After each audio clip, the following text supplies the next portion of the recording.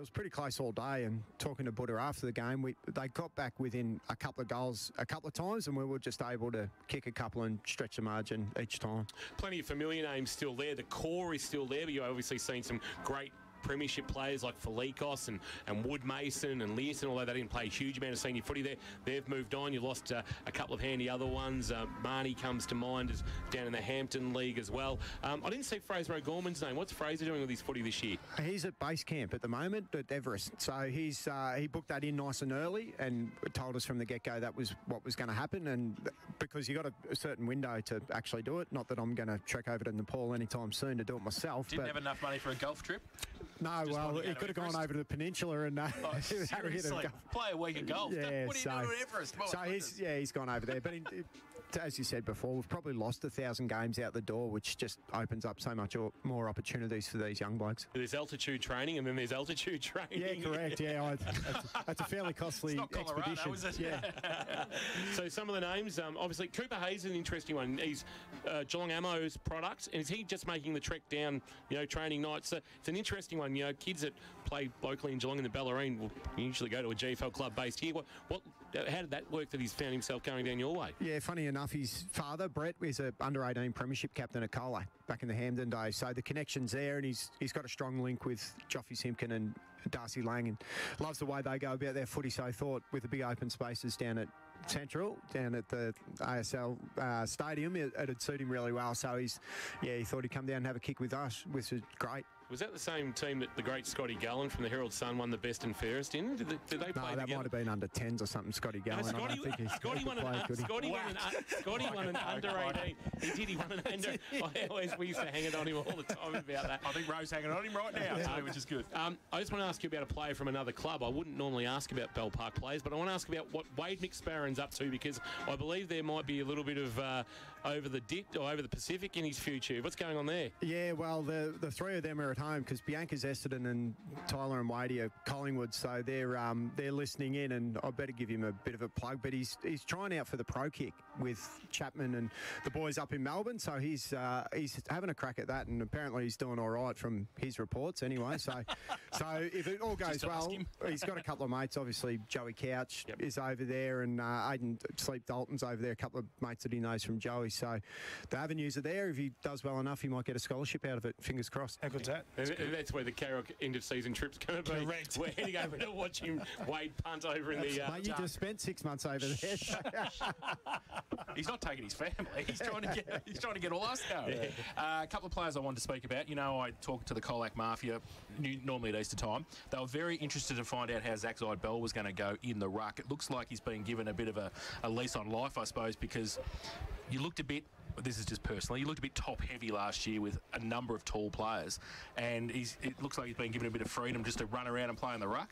Yeah, he's a natural ruckman, I think. His ability to run and jump at the ball, and then his follow-up work at ground level is first-rate. It's like great skills, hasn't he? Yeah, it's like we've got another ruck rover running around at 6'4", and his ability to hunt the ball's fantastic as well, so it gives us another avenue around the ground, and his ability to work hard is first-rate, and he's in good shape, so he's started the year really, really well. That's good. And Jared Walters has come back to the club from Grammar, Northern Blues, wherever else he was. Obviously at that age now where he's 21, 22, I think right in the window for you guys to play some good GFL footy. Yeah, he's a really calm player. He's been playing behind the ball. We've had him on the ball a little bit at times as well, but his composure behind the footy is really settling. So he's fit. Obviously, he knows all the boys growing up down that way, and it's his first senior year at Colac, so he's really enjoying it. And obviously, he gets the opportunity to play with his brother as well. So him and Aaron are loving it.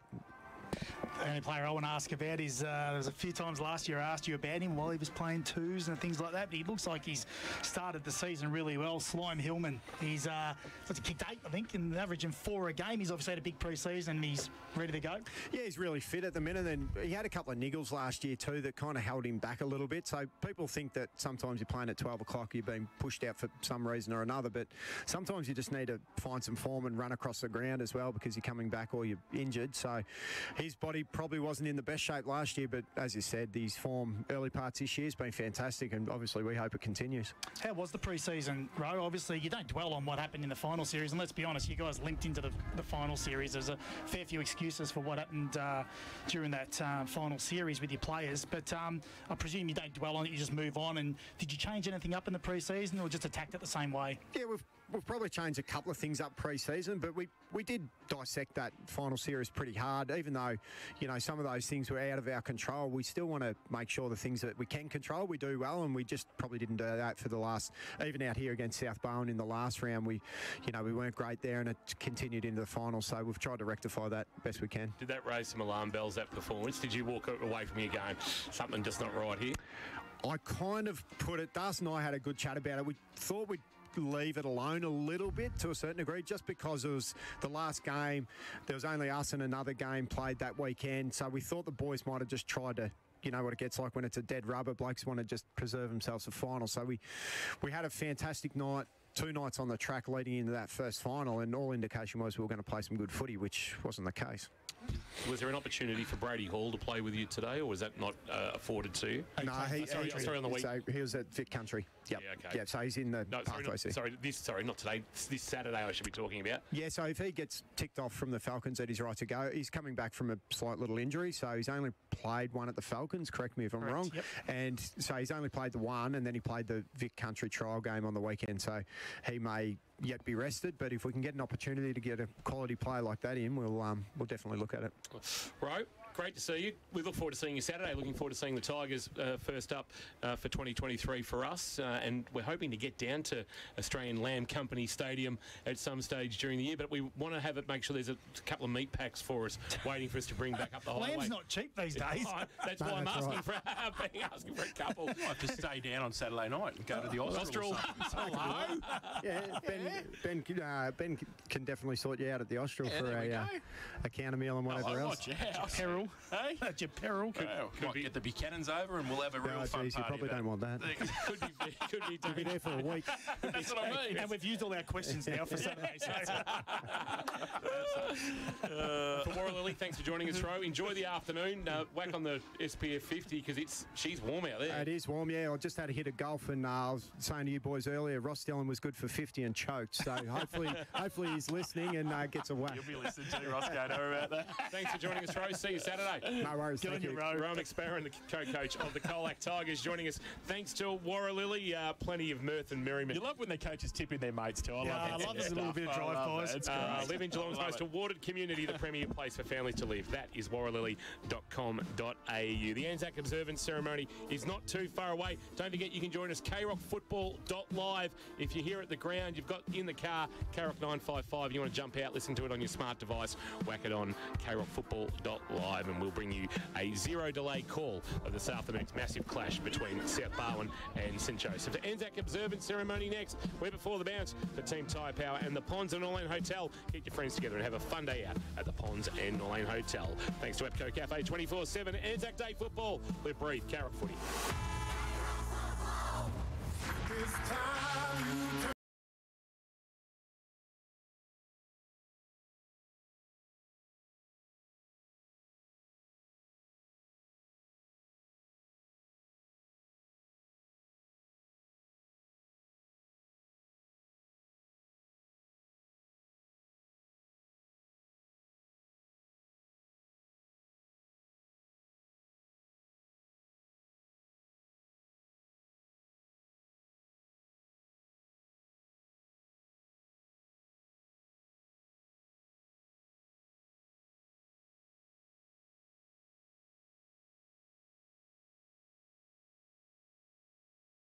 The most. Don't panic. Call Steamatic. Essington Street, Grovedale. Visit steamatic.com.au.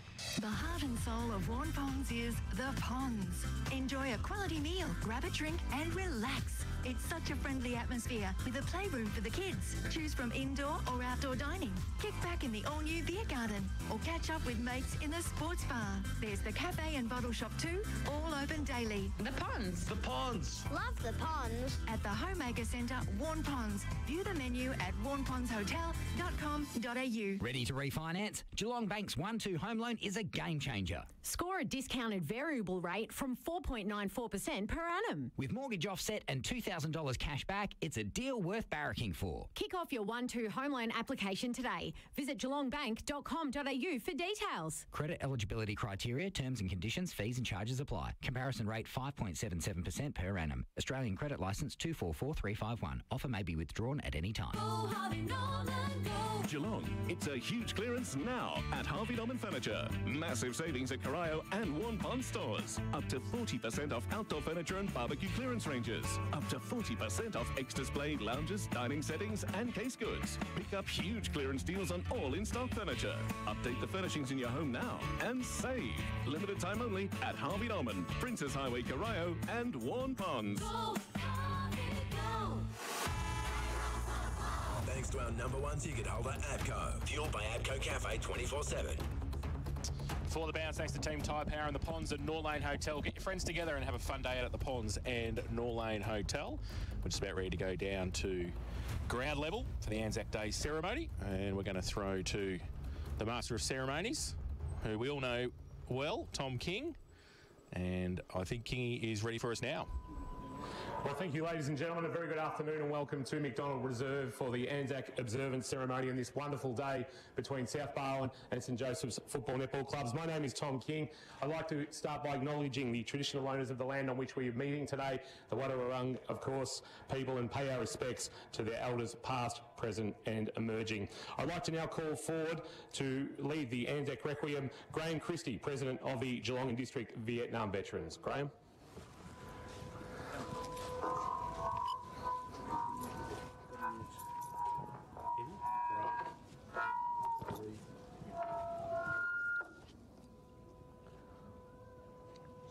You're good. You're good. That's fine. Come over here. Is that better? Ladies and gentlemen, the Anzac Requiem was written by Captain Charles E. W. Bean as the official war correspondent in World War I. He became the advocate and chair of the Australian War Memorial.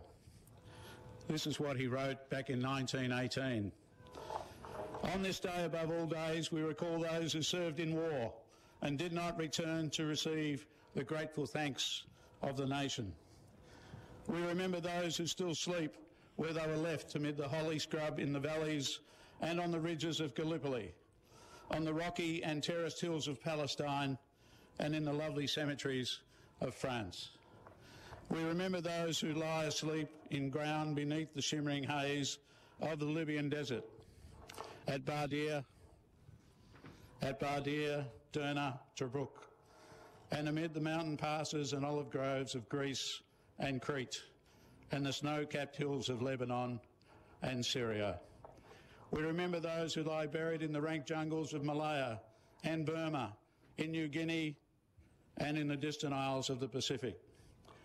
We remember those who lie in unknown resting places in almost every land, and those gallant men whose grave is the unending sea.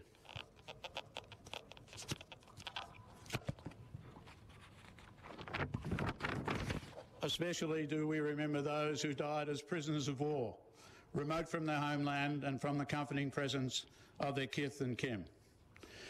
We think of those of our women's services who gave their lives in our own and foreign lands and at sea, and of those who proved to be, in much more than name, the sisters of our fighting men. We recall too the staunch friends who fought beside our men on the first Anzac Day, the men of New Zealand who helped create the name of Anzac. We recall all those who gave their lives in the merchant services and in the Commonwealth and Allied forces.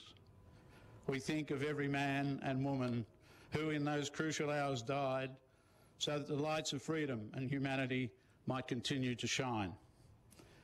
We think of those gallant men who died in Korea, Malaya, Borneo, Vietnam, East Timor, Iraq and Afghanistan, and in the peacekeeping and peace enforcing commitments to defend the Commonwealth and other countries of the free world against a common enemy. May these all rest proudly in the knowledge of their achievement. May we, as our successors in that heritage, prove worthy of their sacrifice.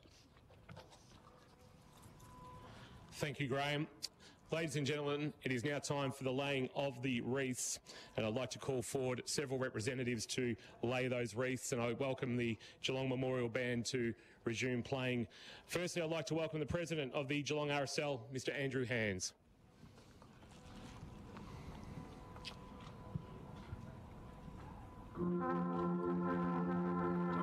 Representing the Geelong District Vietnam Veterans, Graham Christie.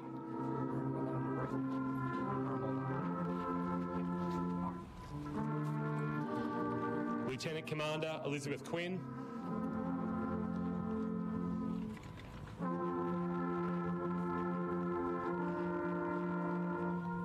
Representing the office of the Member for Corio and Deputy Prime Minister Richard Marles MP, Hayley Bamford.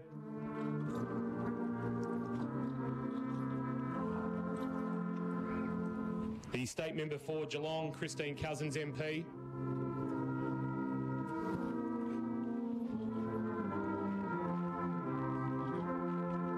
The Member for South Barwon, Darren Cheeseman MP.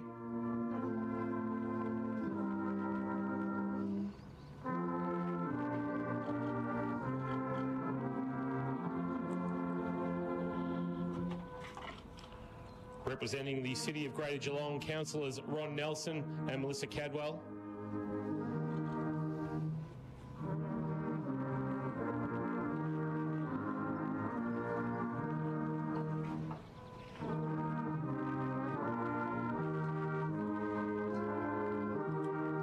AFL Barwon Commissioner Mark Wilkin.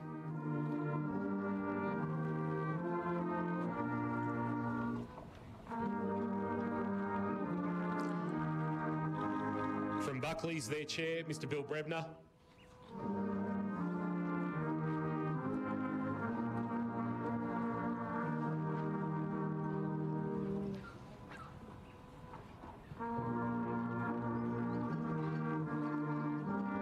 And our respective club presidents, from the South Barwon Football Netball Club, Tim Sherman, and from the St Joseph's Football Netball Club, Sue Cormack.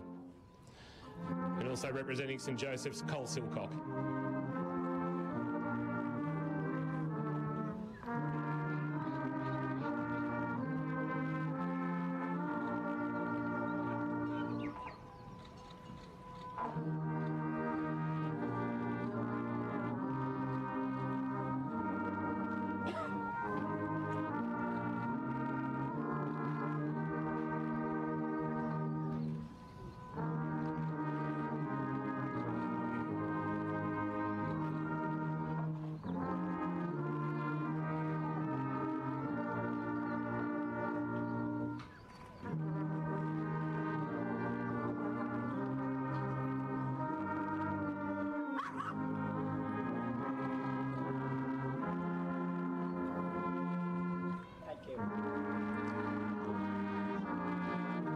Thank you to those who have laid our wreaths this afternoon below the Australian and New Zealand flags.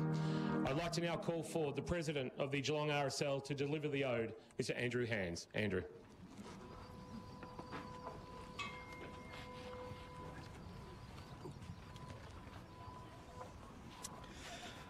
Could you all please stand for those who are seated?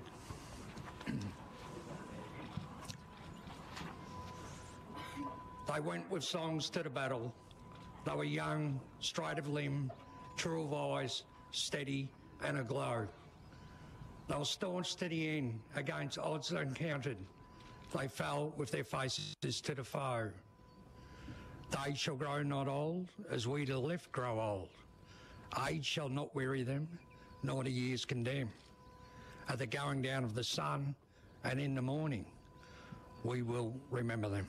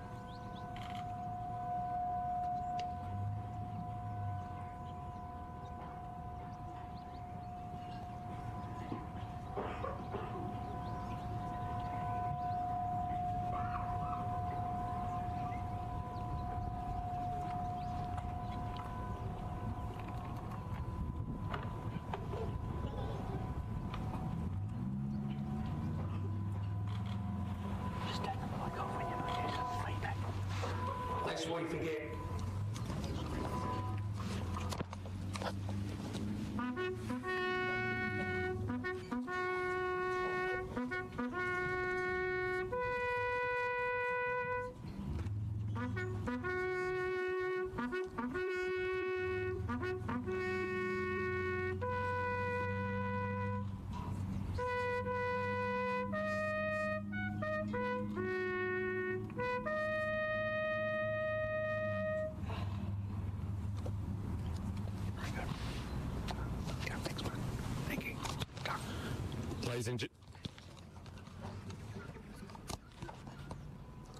Ladies and gentlemen, can you please stay up standing and remove your hats for the Australian National Anthem to be performed by the Geelong Memorial Band.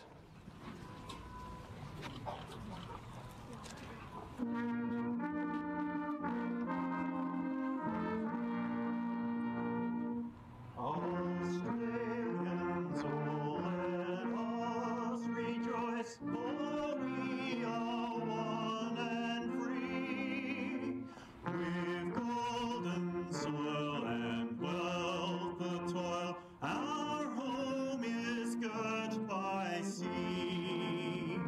Our land abounds with nature's gifts of beauty rich and rare.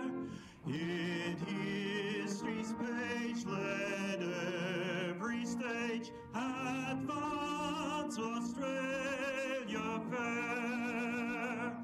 In joyful strains then let us sing, advance Australia fair.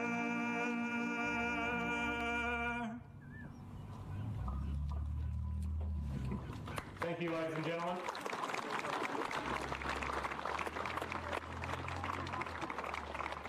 Thank you to the Geelong Memorial Band. Thank you to our wreath layers today. Thank you to both St Joseph's and South Barwon Football Netball Clubs, to the netballers as they prepare for their match this afternoon, to the women's footballers who have played, and to our senior footballers, we wish you the best of luck. I'd like to call forward the respective senior football captains, Matt Caldew from South Barwon and Alex Hickey from St Joseph's. And I also call forward Lieutenant Commander Elizabeth Quinn for the toss of the coin. Elizabeth, if you'd like to join us. So we'll just... We'll let Lieutenant Commander Quinn toss the coin, and we'll let you know who will kick which way this afternoon at McDonald Reserve. So we've got a special penny, and Al Hickey will have the call from St Joseph's. He's called tails, and there's a tail, and St Joseph's will kick to the Clairvaux end. Good luck to both sides. Thank you for your involvement in today's ceremony. Thanks to Tom King, and thanks to everybody involved in the ceremony for Anzac.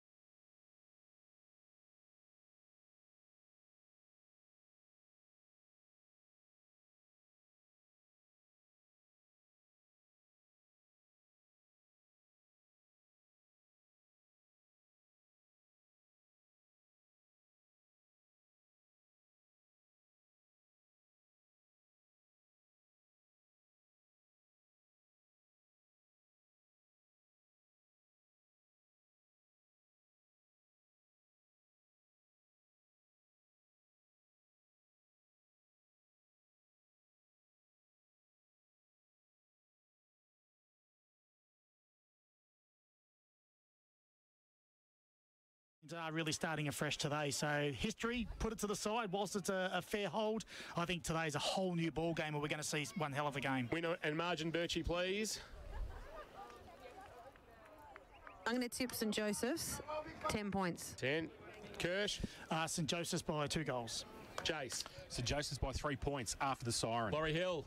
South Barwon by 20 after the siren. South Barwon for me this afternoon to snap that 15-game losing streak. They'll do it by 12 points. I reckon we're in for a cracker here this afternoon. Ryan Bell priming himself in the ruck. Gee, how am I going? Try and get that out. They will kick to the northern or city end in this opening term, while it'll be down to the Clairvaux end or the southern or Old Tech School end, the Bowling Lanes end, the Warren Ponds Creek end, you name it, that's where they'll be kicking St Joseph's in this opening quarter. Young Ollie Northam, whose hair is getting longer by the week. Again, talking about number change, I think Ryan Bell was wearing in the 60s last year in the 2s. Yep. And he's got a little graduation up to 11, which that James Sid, that was Sticks Davis's number. Yeah. He'll he'll be looking forward more this week than Ryan Abbott last week. So it's a tough initiation into the GFL. Oh, absolutely. Absolutely.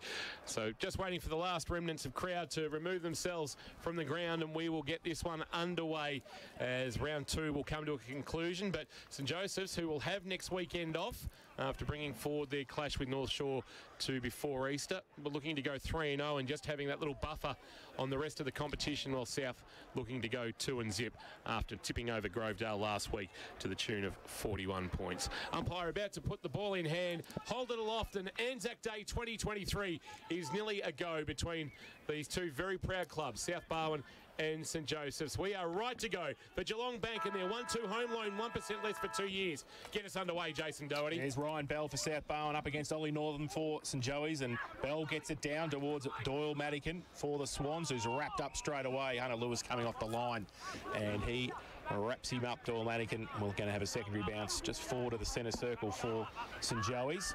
Falls in towards the side. Antonak runs past it. Lewis picks it up by hand, gives it back by hand to Buckley. Tumbling punt towards half forward. Falls the arms of DeGrandy. Kick around the corner close to the boundary line. It might be okay. Might work out okay. Oh, McLaughlin takes a good diving mark. Hamlin Hanger contender early doors for St Joseph's. McLaughlin in front of a big crowd in front of the burger van. Kicks into the pocket. No mark taken. It's off the hands of the pack. Bell was back there trying to run interference. There's a tackle laid by Madigan. We'll get a ball up. Wombat Gully Plant Farm. Kirsch, anything you picked up matchup-wise early? Yeah.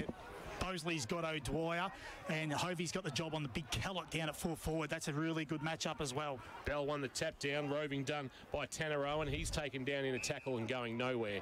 And we'll get a ball up about 35 out from the St Joseph's goal. As mentioned, Ryan Goff has the job on Paddy DeGrandy at the other end of the ground.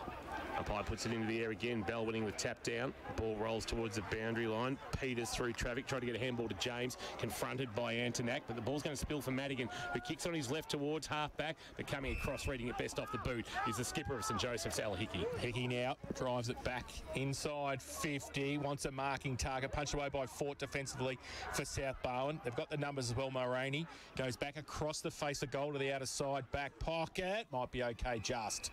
And Swans just settle the play down right in the last line of defence. Short little kick. Might have been Lockie Noble. And the ball chipped around the back.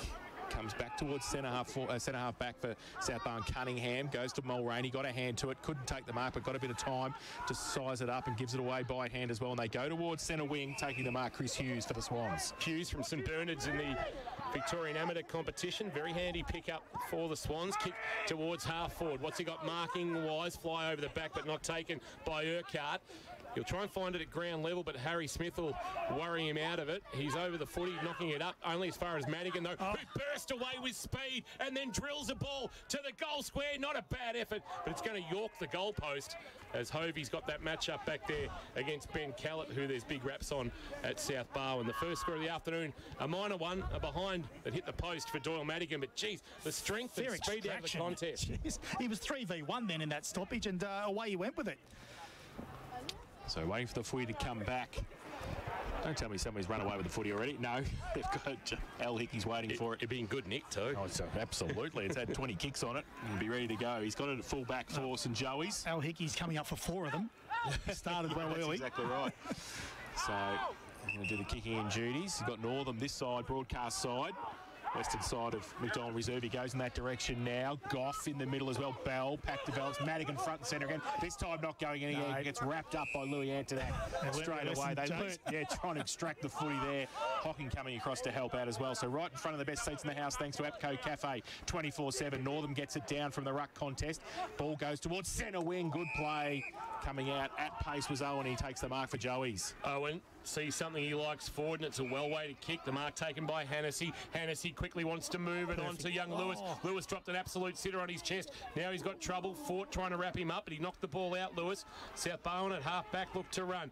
Kick from Goff on the bounce. He's going to roll to Bell and then roll away from Bell, and it's cleaned up nicely by Buckley. Heard a voice, just gave a handball. He wanted Mullen, but he won't get to him. Northam head over it, knocked it into the path of a teammate. Handball in the up finds Mullen. Mullen gives it to McLaughlin. McLaughlin 55 from goal. Short little kick. Good defensive spoil coming across from Peters. Knocks it out of bounds in front of the Burger van, and we'll get a boundary throw in right forward pocket. St Joseph's in attack, but South Barwon leading, one behind. St Joseph's yet to score. 4 minutes gone. Port Phillip Ferry's time clock.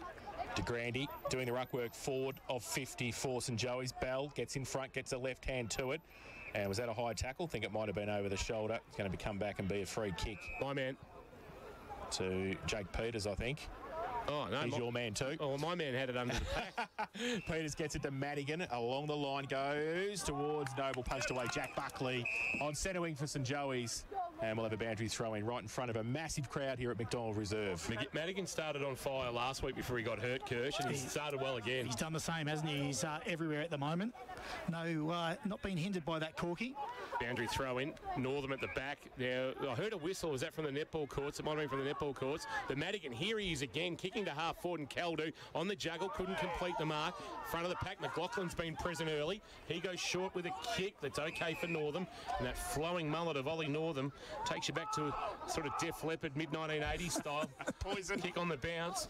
Chance now for Henderson, gave a handball over the top. Oscar Morrison, long ball inside, forward 50, goal square, using the body, but no mark taken. Oh, look out. Over the back. Look out. Here is Mullen. Here is Mullen, missing to the right-hand side. He was running there. Trying to make history repeat 2 years on. He was running there, Kingy. Same pocket. Same sort of snap, but just couldn't get the bend, and it's a minor score. St Joseph's first of the afternoon, and they are locked away at 1 point apiece with South Barwon. First quarter thanks to Geelong Bank, and Geelong Bank's 1-2 home line. Well, Swans kick it out, and Urquhart takes the third man in line at half-back. Took a fantastic mark over the top of Ollie Northam, and will drive it long towards centre wing. Bosley, Fort, Caldu, they're all there. Caldu up front and centre was Buckley for St Joey's. Handball spills through Callett, massive, gets the handball away. Caldu through the middle, under pressure now. They need some support, and Joey's, they just wrap things up there. They're under a bit of pressure. Morrison came across to help out from centre half forward, came back towards the half-back flank, and we're going to have a ball up for Bell, who gets it down. Northam got a hand to it as well. Northam threw it. The umpire said play on. Now off a step ball comes from Starkey for South Barwon, inside 50. No mark to Carmody. He's under pressure. Can he pick it up? He kept his feet, which was good, and then he got a trip, and the umpire said play on. And what's he paid? He's paid the payback of a push, I think. He missed the one to start with for Jackson Carmody, which was a leg, and he'll shoot the goal from 30 out, slide ankle. It's a fair win, one-on-one with Al Hickey, one of the greats of the competition, who started really well as well, might I add. He's had the 5 possessions early. Feet, and that was the thing, that's wasn't exactly right, yeah. So you're a goner then. So Jackson Carmody, who's going to play an important part for the Swans around these talls in the South Barwon forward line this afternoon. 30 out, northern end of the ground, comes in, right foot kick, and goal umpire only moves about 3 inches and calls it a behind. He celebrated and everything, but so he's missed it to the right-hand side and through. They double their score, the Swans. They are 2 behind. St Joey's 1 behind. Geelong Bank K-Rock first quarter scoreboard. Watching that match-up with Henderson and Fraser Fort. Fraser Fort's been running defensively every time the ball goes forward of centre for St Joseph, so he's playing a real defensive role off that wing, and Henderson's been able to have 2 possessions on the outside while that's been happening. Matt Kershaw for the Sporting Globe. St Joseph's kicked it into half-back, but Kelly O'Neill got across, gave it to Madigan, but Madigan's kick inside 50, marked by Camerick, who's wearing 41 this afternoon. I reckon he wore number 10 back in round 1. He comes laterally, and Mark taken comfortably there by Joel O'Dwyer. He goes into the right back pocket to Smith. Smith holds a handball back that was intended for Al Hickey. Instead will kick now on his left boot for St Joey's to the wing. Well weighted ball, and Henderson uncontested. In fact, just back of the wing. Really slow progress here. Smith has worked up the ground. Will mark at the back edge of the centre square and swing onto his left boot. Drives a kick now towards left half forward, wanting Hunter Lewis on one-on-one with Starkey. Lewis couldn't mark, but he found it at ground level. Then he fumbled, tried to knock it up to a teammate. Little kick backwards was smart play from Jed Warren. And now Harrison Smith goes on his left boot, and the mark taken by Mackay, the former Newtown signing who never played a game at the Eagles. He goes now from centre wing, all tumbling, punt inside forward 50. And that's a great Hamlet hanger, if you don't mind. One-hander from Fraser Duray for South Barwon. He was third in line, really, and just plucked the hand out and said, I'll take that. And he goes towards centre wing with the kick. No mark taken. Caldu. He's just surrounded by a couple of St Joey's players. Morrison was one handball, didn't hit the target. There's Mackay again. He can't get it. Tried to kick it third time off the ground. And South Barwon with the numbers at the back of the pack, but they lose momentum in the tackle. And the ball comes out to James Hickey. He's wrapped up. Does he get rid of the football? The umpire says he does, but he was holding the ball, and it's going to be a free kick right in front of the scoreboard for South Barwon. My man, Sammy James, has got it. That'll earn some Matheson medal votes, no doubt. Oh, gee whiz. Will now. Caldu. Smith, that's surely a free kick to Smith. Caldu buffeted him off the footy. No, the mark's paid out there for South Barwon. And now the kick inboard looking for Callett, who is chopped off by Jack Buckley, who's been good early. Buckley driving it long. Inside forward 50 to Grandy. Oh, Goff in front. Good strong grab. Positioned himself well, read the flight nicely, the Geelong VFL listed youngster. And he wants to play on with a handball to James. He's got trouble. He was too slow. He was run down. And the free kick, I reckon it might be Hennessy. Yeah, he's quick, Ollie Hennessy. Who's gobbled him up like Pac-Man. And man on the mark, just inside 50. And Hennessy, well, we know he's got a good leg on him. And with barely a breath of wind, Birchie for South Point Garden Supplies, this shouldn't be an issue. Just a bit of a wind report. Yeah, no, not much wind to speak of at all. Maybe just slightly out to that right-hand goalpost, but the centre will do. Hennessy for the first of the afternoon, starts it right, works it back. As he worked it back enough, he has. Just at the right-hand goalpost.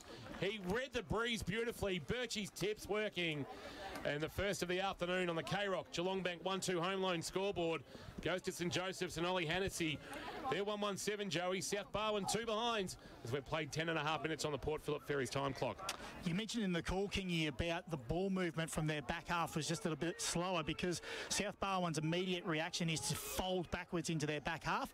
So St Joseph's ball movement is going to be a little bit stymied by that. But on that occasion, the same thing sort of happened, but there obviously the opportunity to tackle arose, and Ollie Hennessy's got some speed, so you're not getting away from him too many times. Back in the middle, Northam goes up early. Bell got a hand to it, straight through the middle. It comes back to Northam, tries to break free. Handball, though, chopped off, throws to the umpire. South Barwon into attack, but, oh, my God, he brought his own football today, I think. He goes out wide. It's okay.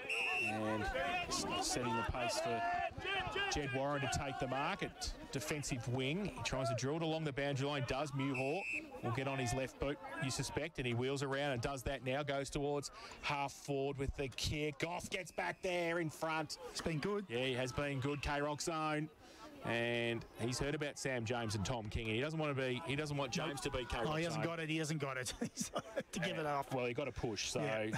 All right, his teammate will take it. Oh. Swans have still got it. Go towards the boundary line in the back. Callis had to come over and actually bash it out defensively for South Barwon, and we will have a boundary throw-in on centre wing. It's 1-1-7 St Joey's. South Barwon 2 behind. Geelong Bank K-Rock first quarter scoreboard. Game hasn't reached any great heights for the Sporting Globe, Kirsch. No, we thought that, though, the first 5 to 10 minutes is going to take them a little bit to settle it out, but we're in 12 minutes and we've only seen the one goal. From the boundary thrown ball to the front of the pack, Antonak was there for St Joseph's. Good tackle laid over the top by Mackay. That ensured that Hutchinson was going nowhere, and a true centre wing will get a ball up. We've got some real good matchups around the ground too, so every contest is a battle at the minute. At Wombat Gully Plant Farm, those matchups. Wombat Gully Plant Farm, see the team at Wombat Gully 201 Townsend Road in Moolap for all your gardening needs. We're from the boundary throw-in, seen it, or ball up, seen it go out of bounds. And Mackay's going to do the ruck work here against Bell. Mackay won the tap down. O'Neill did the roving for South Barwon. Camerick ensured he was progressing no further. And we'll get another stoppage. There'll be no easy wins in terms of getting the footy this afternoon for anybody. Absolutely not. Ball up. Bell gets it down for South Barwon. Antonak wrapped up straight away in the tackle. Spoke about young Urquhart's game last week. Well, he lined up on Alex Hickey, so he's rolled up the ground a little bit now, young Urquhart. Bell gets it down to Madigan, who gets the kick away towards centre wing. Ball in dispute. Kaldu gets wrapped up straight away as well in the tackle. Al Hickey's there defensively, and the controlling umpire will come in and throw it in the air for Bell again to get it down. Madigan tried to tap it on through traffic. That's a hold. Throwing the ball. The umpire said no. Madigan got it backwards. Off a step. Erkin around the corner. McLaughlin. He can't take it. In fact, it was Hutchinson who got it away to McLaughlin. Now free kick over the shoulder, and it's going to be Antonak, who made his VFL debut for Geelong last weekend. Back in the St Joey's team, he'll take the free kick at centre wing. He's rolling with a little bit more streamlined hairdo, I reckon, Louis Antonak. There's a reason for that. Just back of the wing, sending towards half forward, bouncing ball. Hennessy tried to knock it forward into the path of young Lewis. Lewis with a left foot dribbler, rolling and goaling. Second of the afternoon belongs to St Joseph's, and a little bit of class from the youngster, Hunter Lewis. We know his old man had some talent, and this kid's got it in spades as well. Kicks his 5th of the season, and St Joseph's their second of the afternoon. They move to 2-1-13. South Barwon are 2 behinds on the first quarter. K-Rock Geelong Bank scoreboard. And Kingy, the impressive part about that was that at that stoppage, just here on centre wing, Hunter Lewis has been rolling up to the stoppage as an extra around the stoppage, and his work rate to actually work back towards goal was outstanding on that occasion, and he was rewarded by some hard work. Louis Antonak shaved cranium story. What is it? Roll the dice. $50 or shave your head. Shave the head. Yep. Well done, Louis. Good work. Cheaper to shave the head. Fort in the middle, beautifully down to Madigan. So that's answered the question. Fraser Ford in the ruck for South Barwon. Goes towards Bosley at half forward. Over the top of it, needs to get rid of it, and did. St Joey's got the numbers around. Bosley brought it back in. Probably bought a bit of time. Noble breaks free. Right foot kick around the corner towards the goal square open. Getting back there. Oh, Kaldu! Hamlin Hanger! Contender, and then kicks the goal on the goal line. The big skipper of the South Barwon Footy Club puts their first on the board this afternoon, and a quick reply for the home side. They are 1-2-8. They trail St Joey's 2-1-13. Geelong Bank, K-Rock, first quarter scoreboard. We've spoken about it before with Doyle Madigan's ability to just get those clearances or just out of a scrimmage produce something. He's done it again with that clearance, but Lockie Noble did exactly the same thing here. The strength around the ball at the moment with South Barwon's really showing. So if they can just get that ball forward, we've spoken about how dangerous our forward line is, and there's a prime example. He's a good player, Matty Kaldu. He certainly is. Neildy's come down out of his stand up there, and he's down on the boundary line. Beautiful tap down by Fort, roving by James. Kick inside 50 for South Barwon. Oh, here's Hickey again. Alex back with the flight marking for St Joseph's. Comes in to Tanner Owen, who's been okay early. He's good. Seen a little bit of it, the youngster, former Geelong Falcon. Attacks the ball really well, Tanner Owen.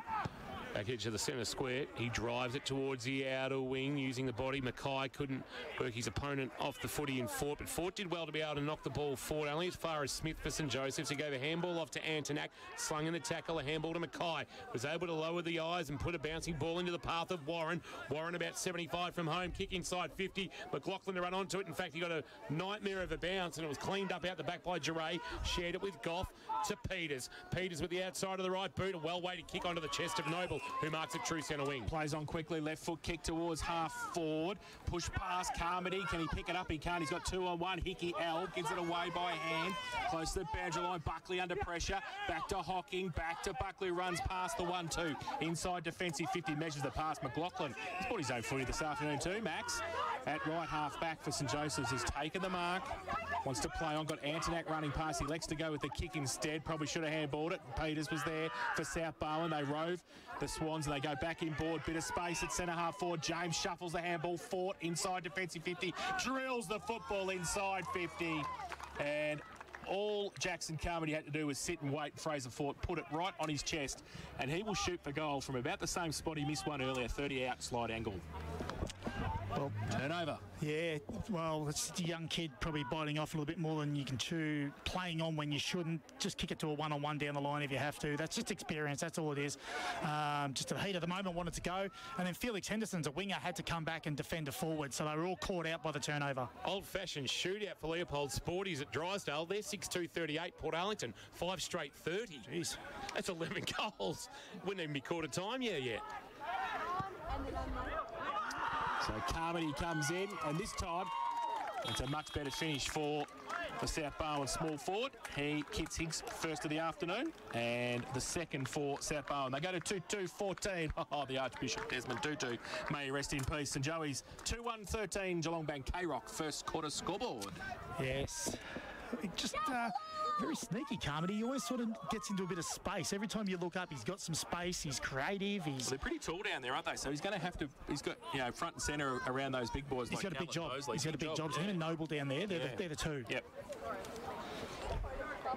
A nice fight back from South with consecutive goals through Caldu and Carmody. Mackay doing the ruck work, winning the tap down. Bell fighting for it for South Barwon. Lost it in the Mackay tackle. It spills for Hickey. That's James. Then his little handball. It was intended for Warren, but there's going to be a free kick going which way? It's going against South Barwon, against Mulroney, I think, and going to Jed Warren. Warren, a handball at close quarters. Sold Antonak up the river. Was able to use his skill to break a tackle and then swing a long right foot kick inside 50. Wonderful mark to Grandy. Stood tall in the pack and hung onto it in a hammer and a hanger. He sort of looked up at the umpire saying, is that my mark? Yeah, because he pointed the wrong way, the umpire. Yeah. And he thought it was a block. No, actually, no, it's going the other way. Oh, it is a block. Oh, right. So there's arms going everywhere. So it's a free kick to Goff. And he's now directing traffic, the youngster, in the right back pocket. Sending a kick towards the Reynolds Road side of the ground, looking out there for Urquhart. Used the body nicely. He's a great story, Urquhart. 3 games with Grovedale back in 2018. Now a kick forward of the wing. Caldu, the target, spoiled away from behind into the path of Mulroney. His handball had no real impact on it, but it's going to fall okay, is it? No. It's out of bounds just as Austin Shepherd was ready to pounce, and we'll get a boundary throw in between wing and half forward out of side. There is a massive crowd here at McDonald Reserve enjoying this one, and we hope you're enjoying it through KROC 955 and KROCfootball.live and the AFL Barwon TV live stream. Mackay gets it down to the front. Fort does the roving work. Bell, toe poke off the ground. Only as far. Hunter Lewis got a clearing kick back towards the middle. Tracking it was Hutchinson. Does well. Breaks free. Gets a right foot kick towards centre half foot. Oh, standing ground. But Buckley takes the mark and they switch the play quickly to McLaughlin. Kept his width. Took the mark at half back. Don't reckon he's going to play on this time. He thought about short. He goes short now. Safe. Go to the skip up. Get a game next week. That's what you do. Al Higgy takes it at right half back. He's just sizing up what he's going to do as well. He's going to go along the line. Oh, that is a torpedo punt, if you don't mind, towards half forward. Peters overruns it for South Barwon. He needs some support. Muhort through the middle. He gets ripped off the football as well. Holding the ball. Send the umpire. Whack! Only had it for 1.2 seconds. Gone. Jeez. Free kick South Barwon. Dylan Starkey, the recipient of the free kick advantage, has been paid. Caldu couldn't mark. Front of the pack, quick kick forward came from Duray inside 50. Carmody dropped what he should have taken. Time to recover and lace out. Hits Broughton. Well, that was touched off the boot according to the umpire. So he had to give a handball to Noble. Noble had his kick wonderfully smothered by Hovey diving across his boot. Forced a spillage. Handball out the back came from Hughes looking for Carmody. Joeys have done well to hold up here and they will clear with Henderson hitting Oscar Morrison, who gives a handball now off to Mullen. Mullen running himself in and out of trouble, and laterally he comes to Buckley. He does, and he finds him. They've got a bit of space on broadcast side. They go towards McLaughlin, picks it up on the half volley, kick over the shoulder, but they're playing one behind the ball, sort of both sides. Goff was positioning himself nicely, took the mark at half back uncontested, and it's gone up half a notch. It has indeed, yep. Certainly has. It's full pressure everywhere at the moment. So Goff short, just okay, and Mark taken at half back. I'll be Todd White, I think, who's got it. Goes with a right foot kick towards the big Northern, who goes up. Callett's there as well. McLaughlin tried to tap it on. A little toe poke in the pack. Bell puts the tackle on, and pack develops around Jack Mullen, who's the last to get up. Gets pushed into the ground by Fraser Duray. Ball comes back up centre wing. Broadcast side, Bell and Northam. Northam gets it down. Mullen has to stand, gets wrapped up, loses the football in the tackle. Little toe poke. Only as far as O'Neill. Got it away to Noble. Kick around the corner towards half forward. Bosley punched it on. Callett McLaughlin gets back there to help for St Joe's. Oh, that's on the full. Callett came off his right boot, and there will be a free kick to St Joe's in the last line of defence, and it might be Max McLaughlin. Who goes laterally into the back pocket. They'll look to clear through Joel O'Dwyer. Goes across the face of his defensive goal to Smith, who's called to play on. So he just had to loop a handball over the head of Carmody to Buckley, who gives it back to Smith. Smith on his left boot sends it towards the outer half-back flank, and stretching and marking his Hennessy with the John Oates moustache. Gold. He gives a handball off, and they look to run. The kick might have been Warren kicking. Henderson, and Henderson should say. Now to Mackay down low. Handball. Camerick had to stretch to take the footy, and in doing so left it behind. Then he found it and was wrapped up by Big Fort. Now he's got Madigan over the top of him. He needs to get it out. Umpire says, give it to me. I'll ball it up. 23 minutes ticked over on the Port Phillip Ferries time clock, and on the K-Rock first quarter, Geelong Bank scoreboard, South Barwon 2-2, leads St Joseph 2-1. Bell gets it down from the ruck contest. That's a high tackle, free kick. South Barwon. Northam came over the top of Kelly O'Neill, and he will take the free kick at right half back for South Barwon on the outer side. Short little kick is okay. Peters back to Bell, wants the 1-2. Oh, Bell's handball. Peters had to sit and wait for it, and then his kick was smothered. So St Joey's putting the pressure on. Peters needs some help. He toe pokes it back. Todd White gets a kick towards centre wing. Great pick up Urquhart. Kick around the corner towards half forward. Oh, he's kicked that into the car park though. Out of bounds. Free kick St Joey's half back on the outer side. Just following that Port Arlington Drysdale game for Leopold Sporties, Tom Richardson's kicked 2 goals for Port Arlington. Do you reckon old-time Drysdale people are probably going, we're not liking what we're seeing here? Of course, son of former Drysdale and Ocean Grove star Adam. And the long kick is marked by White at half-back for South Barwon. He wants the middle of the ground, and he's got Fort running. It was a wonderful 45-degree kick. Fort hit it in stride. Inside 50, wanted Noble, but stretching and marking is Chaplin for St Joseph's. He goes short to Buckley, who's been very busy as well. Buckley and Hickey, Alex, have been really staunch down back for St Joseph's. He's now called to play on. He's going to have to come broadcast side. I don't think he wanted to, but he will, to a one-on-one. Asking a lot of Owen. Spoil knocked it away at the front of the pack, but only as far as Antonak that came from O'Neill. He wanted Hennessy, who overran a pretty sloppy handball, and he gave it O'Neill to Fort, who gave it back to O'Neill, although I reckon Fort has got a little bit of trouble there, and Antonak not happy. Warren getting involved with Madigan, and there's a St Joseph's player on his haunches. It's Hennessy who's now getting to his feet. Bell's being spoken to. Fort stands the mark. Was there any? I didn't see what happened. Coat angered him. Yeah, he gave him one eye. Old school. Yeah. So nothing extremely untoward. Nothing malicious. Nothing. Yeah, nothing reportable. No. Hovey marks after receiving the kick from Smith. Swings a kick inside 50. A one-on-one. Mackay had it fisted away. Hennessy, the front of the pack. He overran the footy. Numbers there for South Barwon. James, though, couldn't take it cleanly. Bosley's worked back behind the footy. He bursts away. Now pulls a kick. Sees Big Bell. That kick, though, won't favour him. Or dropping what he should have taken was O'Dwyer. Helped out by Hocking, who gave a handball back to Buckley. Point of the square at right half back for St Joseph's. He goes short. And marking on the chest is Jed Warren, who's also very much in the... He's also in the Ollie Hennessy. They're like brothers, aren't they? Warren's taken it back into centre wing. Drives it towards half forward. Mackay comes out, takes the mark. They're outnumbered then, St Joseph's, because they were 3-1 fighting with Ryan Bell. They were. Mackay down the line. Inside 50 with the kick over the back to Grandy. Pushed past the football by Jake Peters. They see it over the line. Boundary throw in right half forward for the visitors. They are 2-1-13, trailed South Barwon 2-2-14, and we have played 26 minutes. Port Phillip Ferries first quarter time clock. Swans by 1. Ball back into play. Mackay doing the ruck work for St Joey's. There's going to be a free kick for a hold, and it's going to Joey's and to Mackay. So I reckon Callett has given away the free kick in the ruck contest, and Mackay, with the man on the mark to stand about 35 from goal, right of centre, will have a chance to kick his first of the afternoon.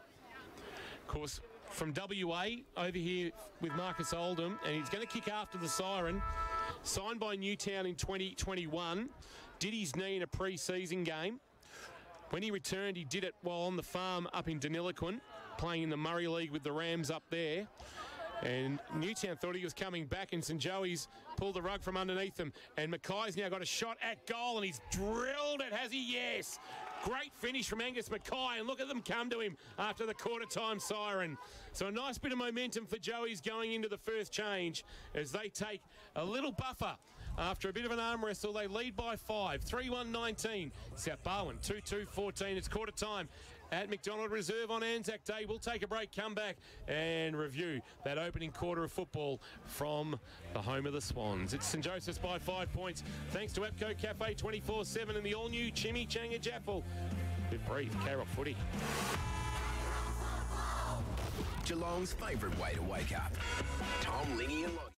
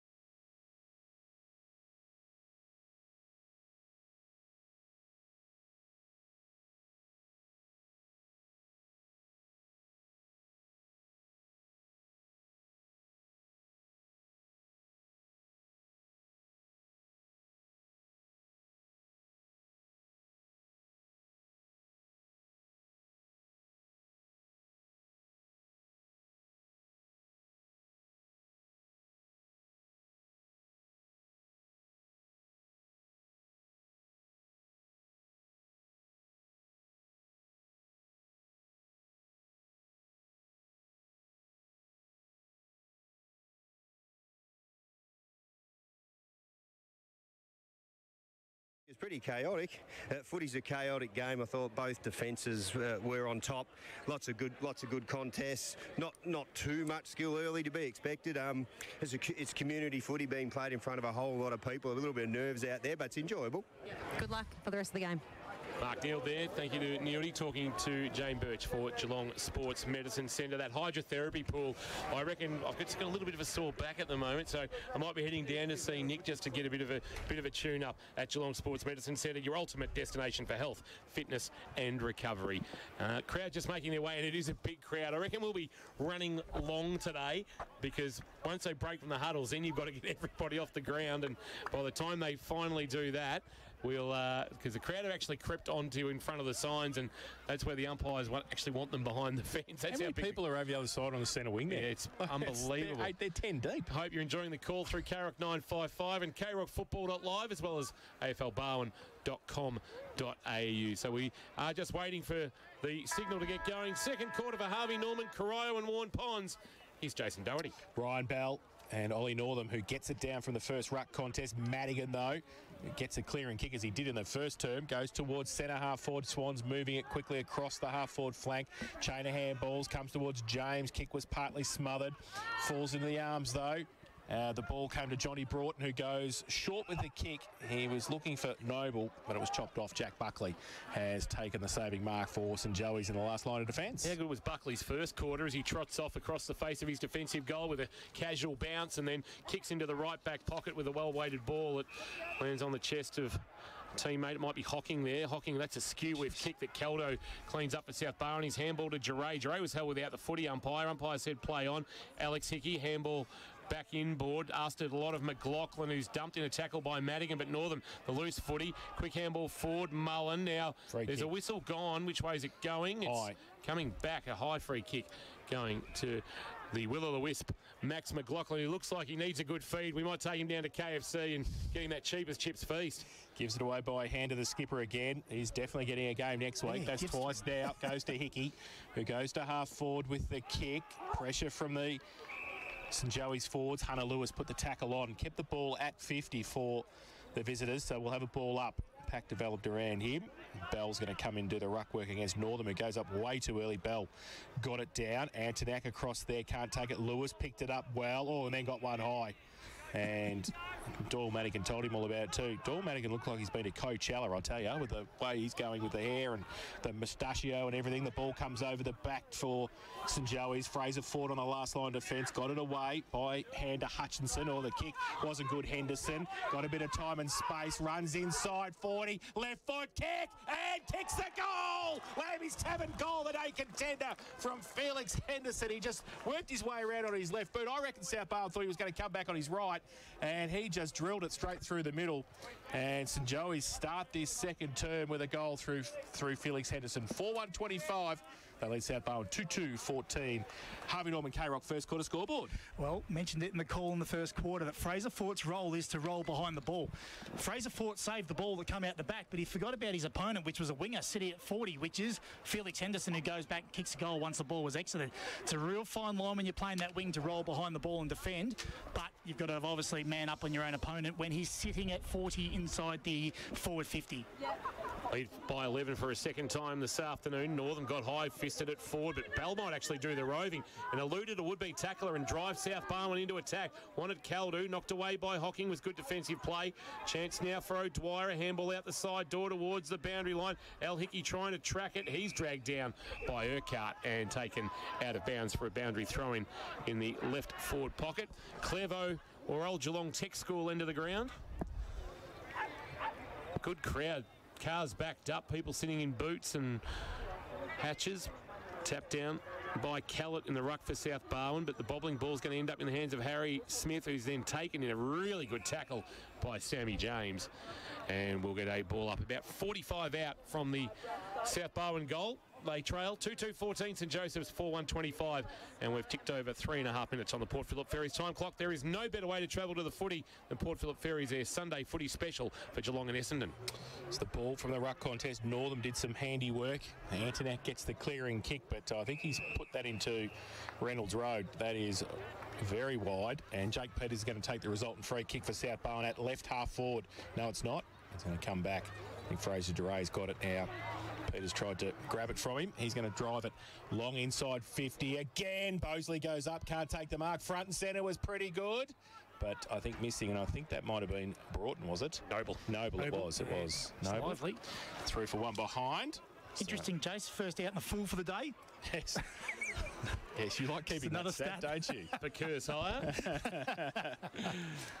So South Barwon 2-3-15, St Joey's 4-1-25. Harvey Norman, K-Rock, second quarter scoreboard. Buckley runs into the right back pocket, has a bounce, and will look to drive St Joseph's out of defence towards the outer side half-back flank, flying, and De Grande, Hamlin hanger contender, climbed high at the back, and then on the juggle on the way down, took a really nice grab. Haven't caught a lot of him as he gives it off to Muhor. Kick towards right half forward. Oscar Morrison playing forward as marked. And he's got options tearing forward, including Henderson. Sends it inside forward 50 now. Henderson, little nudge on Fort. There's going to be a free kick for a block in the marking contest. And I reckon it might be going to Mullen. Fort got the nudge. He copped a big from nudge. Henderson, but maybe coming from the other side, Mullins copped a body potentially there. Well, it was a domino effect, Kingy. I think the push caused the block. Maybe Starkey kept Mullen from the contest. Either way, this is for a 16-point St Joseph's lead. Man on the mark, 20 out directly in front, and Mullen has... Oh, he's missed, I reckon. No, he's just snuck it in. Bit of theatrics from the goal umpire, working hard to his left. But he's kicked his first of the afternoon, Jack Mullen. They make it second, in fact. Actually, no, first. I was right the first time. I've got all these asterisks in the goals column, and that's completely thrown me. 5-1-31 St Joseph's on the K-Rock Harvey Norman scoreboard. Think Harvey Norman for all the big brands at Geelong's best prices. South Barwon 2-3-15, and for the Sporting Globe, Matthew Kershaw. Well, what made us think that Jack Mullen had missed that then is because he didn't celebrate and go absolutely chichi bananas. He sort of was. The crowd down these ends not as much as the other end anyway. Exactly. So back to the middle. Madigan again over the top of South Barwon. He can't take it, and he's pushed off the ball, but Swans have got the numbers, and they break free from the back end of the centre square, and the ball came from Noble, but turned over, and again across half-back Buckley for St Joey's takes the mark. Gives it to Al Hickey. He wants a game next week too, Buckley. I think he might get one. He goes to the outer side with the kick. They've switched the ball. Dwyer takes it. He chips the ball over the top. Camerick. Back end of the centre square at half-back, right on the point of it. He handballs it over the top. Following it up and running free was Al Hickey. Give him the middle now. From centre wing, goes out wide with the kick. Half volley kick. Mackay around the corner. Lewis, can he keep it in? No, he can't. And he nearly falls over the boundary umpire. No, I think he's just making sure. Oh, Hunter Lewis. He's just exchanging phone numbers with Jake Peters. Yeah, see how you going. Boundary throw in, right half forward for the Joeys. From behind, Bell won the tap down. Muhor did the roving, a handball back to Camerick. Taken high. Antonak will get a free kick, surely. Yes. No. It'll come back. He did cop one around the ears. And Louis Antonak made his VFL debut for the Pussycats last weekend. A 50-metre penalty, and this will be for a 22 points in Joseph's lead. What was that for? Did kick it away or mouth, was it? Yes. Might have been a little bit of dissent from Doyle Madigan, potentially. He makes his way from the ground. He's worked very hard through the opening first quarter and a bit. Louis Antonak played in the Cats VFL win over Werribee last week, back this week in the red, gold and black, and he's kicked the 6th of the afternoon for St Joseph's, who have just stolen a bit of a march early in this second term thanks to Harvey Norman. St Joseph's go to 6-1-37. They lead South Barwon on the K-Rock second quarter Harvey Norman scoreboard 2-3-15. It's really swung around here, Jace, because the first quarter looked like South Barwon going their forward line. They looked real dangerous. They're smalls. Now put it in St Joseph's forward line. They look dangerous. Looks like they're going to score every time they go in there because they're working extra hard. Fall of the ball. Their bigs are doing their job. So, yeah, it's really swung around here, momentum in forward lines. Northam going to the forward line too with Mackay in the ruck against Bell. And impact develops in the middle. Madigan off the ground, so James looks like he was hunting the football there against Owen. Now Bell gets it down with the left fist. Camrick runs back and gives it away. St Joey's across half back, dangerous, falls towards Mulroney. He can't take it. Al Hickey comes across, pick up by Camrick, went to butter up. Oh, geez, tried to get half a trip for Mulroney as well. The ball spills free. They're running through the middle, Joey's. They've got the numbers, and luckily, because the ball spilt free in the end, Buckley has to go back and pick it up, and does. Gets around a couple of would-be tacklers and gets it out wide to Al Hickey again. Running off half back, the Joeys. They go towards Morrison at half forward, who's presented once again at centre half forward. Morrison inside forward 50. It's a well-weighted kick, and he finds Jed Warren. And the Shep Bears products, former Murray Bushranger in the Talent League, has marked 35 out. And this for a 28-point lead, and some real warning sirens going off in the South Barwon coach's box. We've been going 9 minutes, Kingy, and Al Hickey's had 8 possessions. He's having a stunning afternoon so far, the Joey skipper. From 40 metres out. Oh, that's an absolute mung from Jed Warren. He has barely actually covered the distance to put it out on the full. And a real bullet dodge there for South Barwon as Jed Warren. That's one he's not going to want to be watching back as Todd White takes a resultant free kick in the left back pocket for South. He does. He goes outside 50, but Mackay stands his ground, takes the mark in front of Ben Callis. And we'll drive it back inside 50 towards John Oates. Hennessy goes up. He can't take the mark. Off the side of the pack. De Grandi. Handball on the outside. Here he is again. Hennessy kick towards the top of the square. Goff in the middle. Morrison. Hamlet Hanger. 3 around him. South Barwon. And Oscar Morrison stood tall and took the mark and will shoot the goal from 20 out directly in front. Just watch Jack Mullen here. I saw him at the break getting some work done on his upper leg, whether it was hamstring or a corky. A bit there. Yeah, I just saw him grimace then as he went down. So there's one to watch, Birchie. That's actually taped too for St John of God. So potentially a corky, you'd hope, but he doesn't look like he's moving all that well. So Oscar Morrison, 20 out, northern end. Oh, geez, he made the goal umpire work too much, way too much. They've missed that. Golden opportunity again for the visitors, 6-2-38. Is a defender by trade. He is, and we know on days like today, you've really got to make those ones count, particularly within that close range. Peter's short kick in, marked by White for South Barwon. He goes short. They stay in the corridor to Goff. Handball to Peters, cruising past. Kick towards half-back. Will make Jarray work. Kept it alive? No. Had no room to work with. And Al Hickey may be just inquiring of the umpire, did he really try to keep that alive or not? Umpire says, I've got no issue with that. I'll toss her back into play. Right in front of the St Joseph's interchange bench. Got a +1 at this stoppage, South Barwon. Fort winning the tap down. Madigan tracking the footy, also looking to his hands on it, Mulroney, but Madigan did in the end. He's taken down in a really good tackle and going nowhere.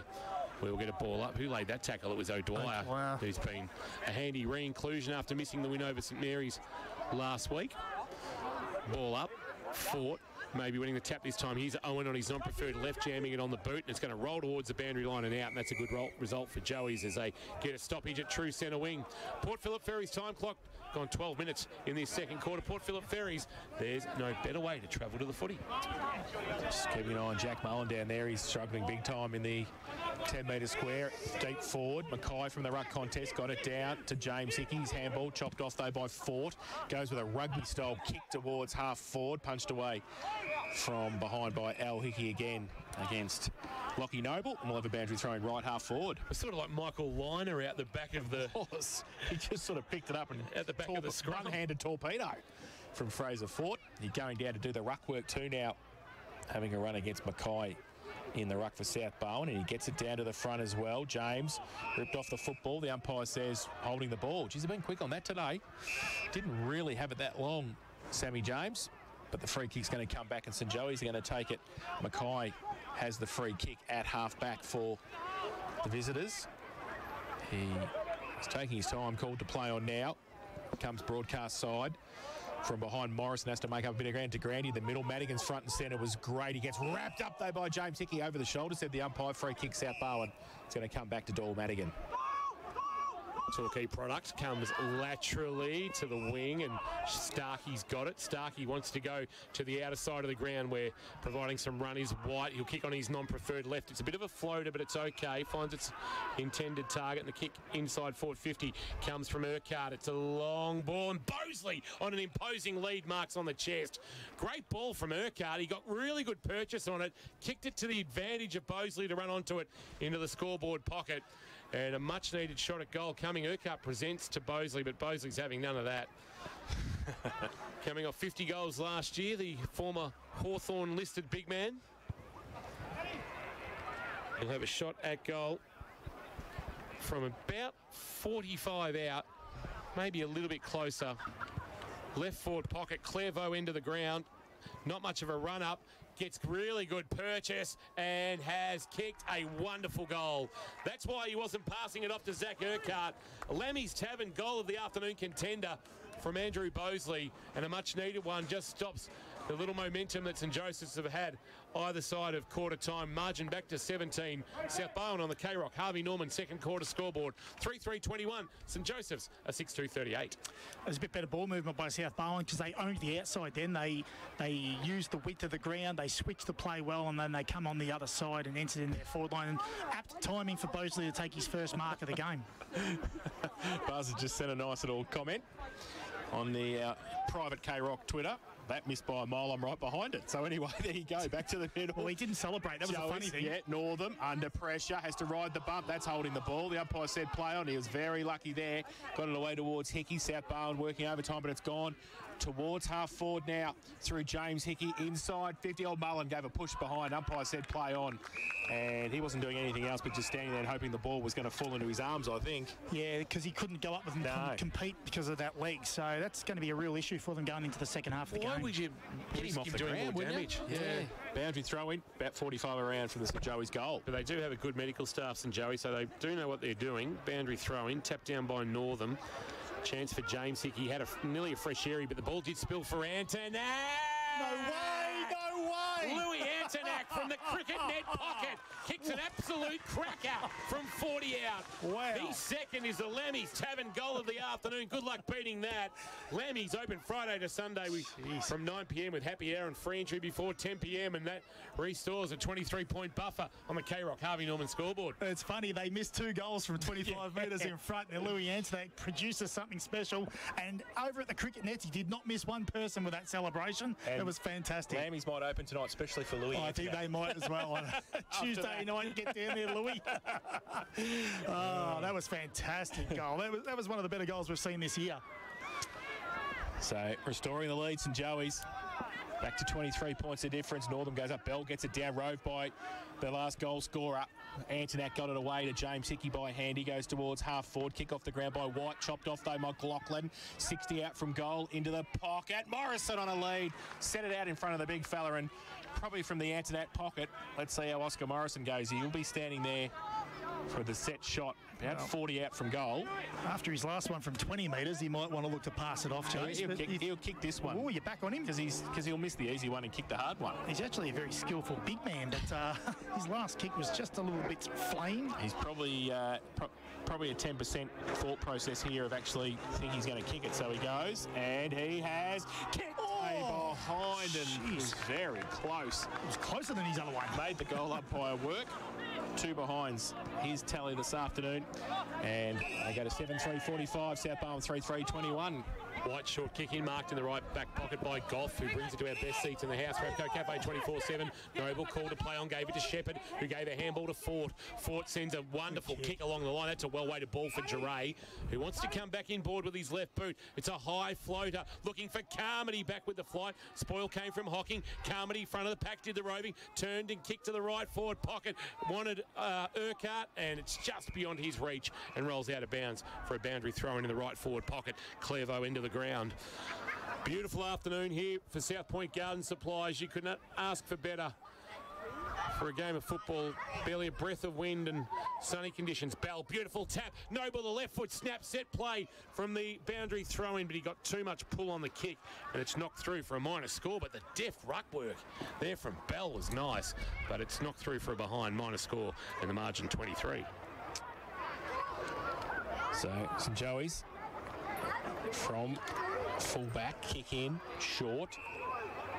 And to Antonak from Buckley, goes to the middle. Miss Lewis is the target. Bell gets back there. McLaughlin tries to hit it at pace as well. Comes towards Bell. Shuffles it by hand to Peters. Runs through the middle. Thought about the kick. Then went the handball. Probably should have gone the kick. Got thrown out. They've still got the numbers though. The Swans on the outside to Fort. He goes with a right foot kick towards half forward. Big pack there. No mark taken. Noble front and centre was good. Handball on the outside towards Urquhart. Running away from the goal towards the top of the square. Which way is it going to bounce? It bounces through. Oh, there you go. Louis Antonak's just lost the Lambie's 10th goal of the day. Didn't think it was possible. Zach Urquhart has just made it. It has bounced on the point of the ball in the goal square and run away, kicked a goal. His first of the afternoon. And what a cracking Louis goal. Antonak 3 minutes ago, and then Zach Urquhart kicks that. 4-4-28, South Barwon, St Joey's 7-3-45. Harvey Norman, K-Rock second quarter scoreboard. Oh, that's a great thing about our game. That ball can bounce anywhere because Joel O'Dwyer had the ball covered. He was just going to wait for it to come back in the air. But last night it was a little bit of off spin and the way it went. What a fantastic goal. That took the biggest off break of all time. That's what we love to see. Back in the middle, Northam's falconed that, and it's fallen at his feet with James and looks like James Hickey in there as well. I reckon James Hickey for Wombat Gully might be just keeping Sam James company at times. Yeah.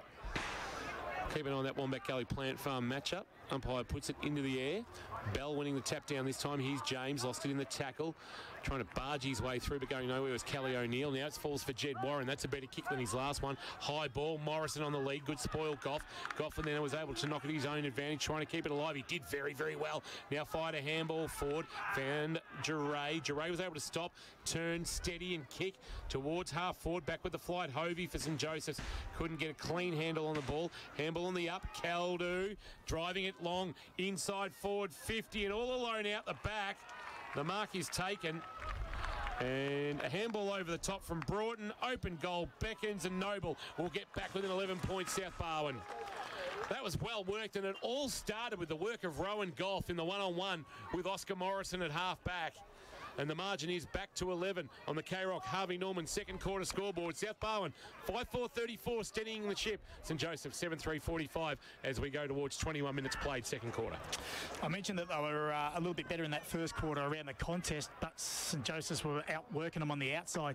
They've really got themselves back into the game around the outside of some stoppages now and some clearances, and they're owning the outside, and that's what's got them back into this game of footy. I think James Hickey might be on He's going to Madigan, yeah. I saw that the last three. He's just actually looking for him now. So, and he's kept him quite a little bit quietish. And there is Madigan, but Northam got a hand to it. Falls towards James on the outside. He can't take it, but kicked it off the ground about 20 metres. Might be okay. Coming the other way, kick was from Hocking. It was a fresh air shot. O'Dwyer off a step towards the middle. Antonak should have taken the chest mark, didn't. Bell got the clearing kick for South Barwon out wide, and Lux of Fortune falls in the arms of Urquhart. 65 out from goal, goes to the pocket, and it's a good kick too. And that was way too easy on the outside, and Carmody's taken the mark in the left forward pocket for South Barwon. Wheels around quickly, right foot kick over his shoulder, and kicks the goal. So his second of the afternoon.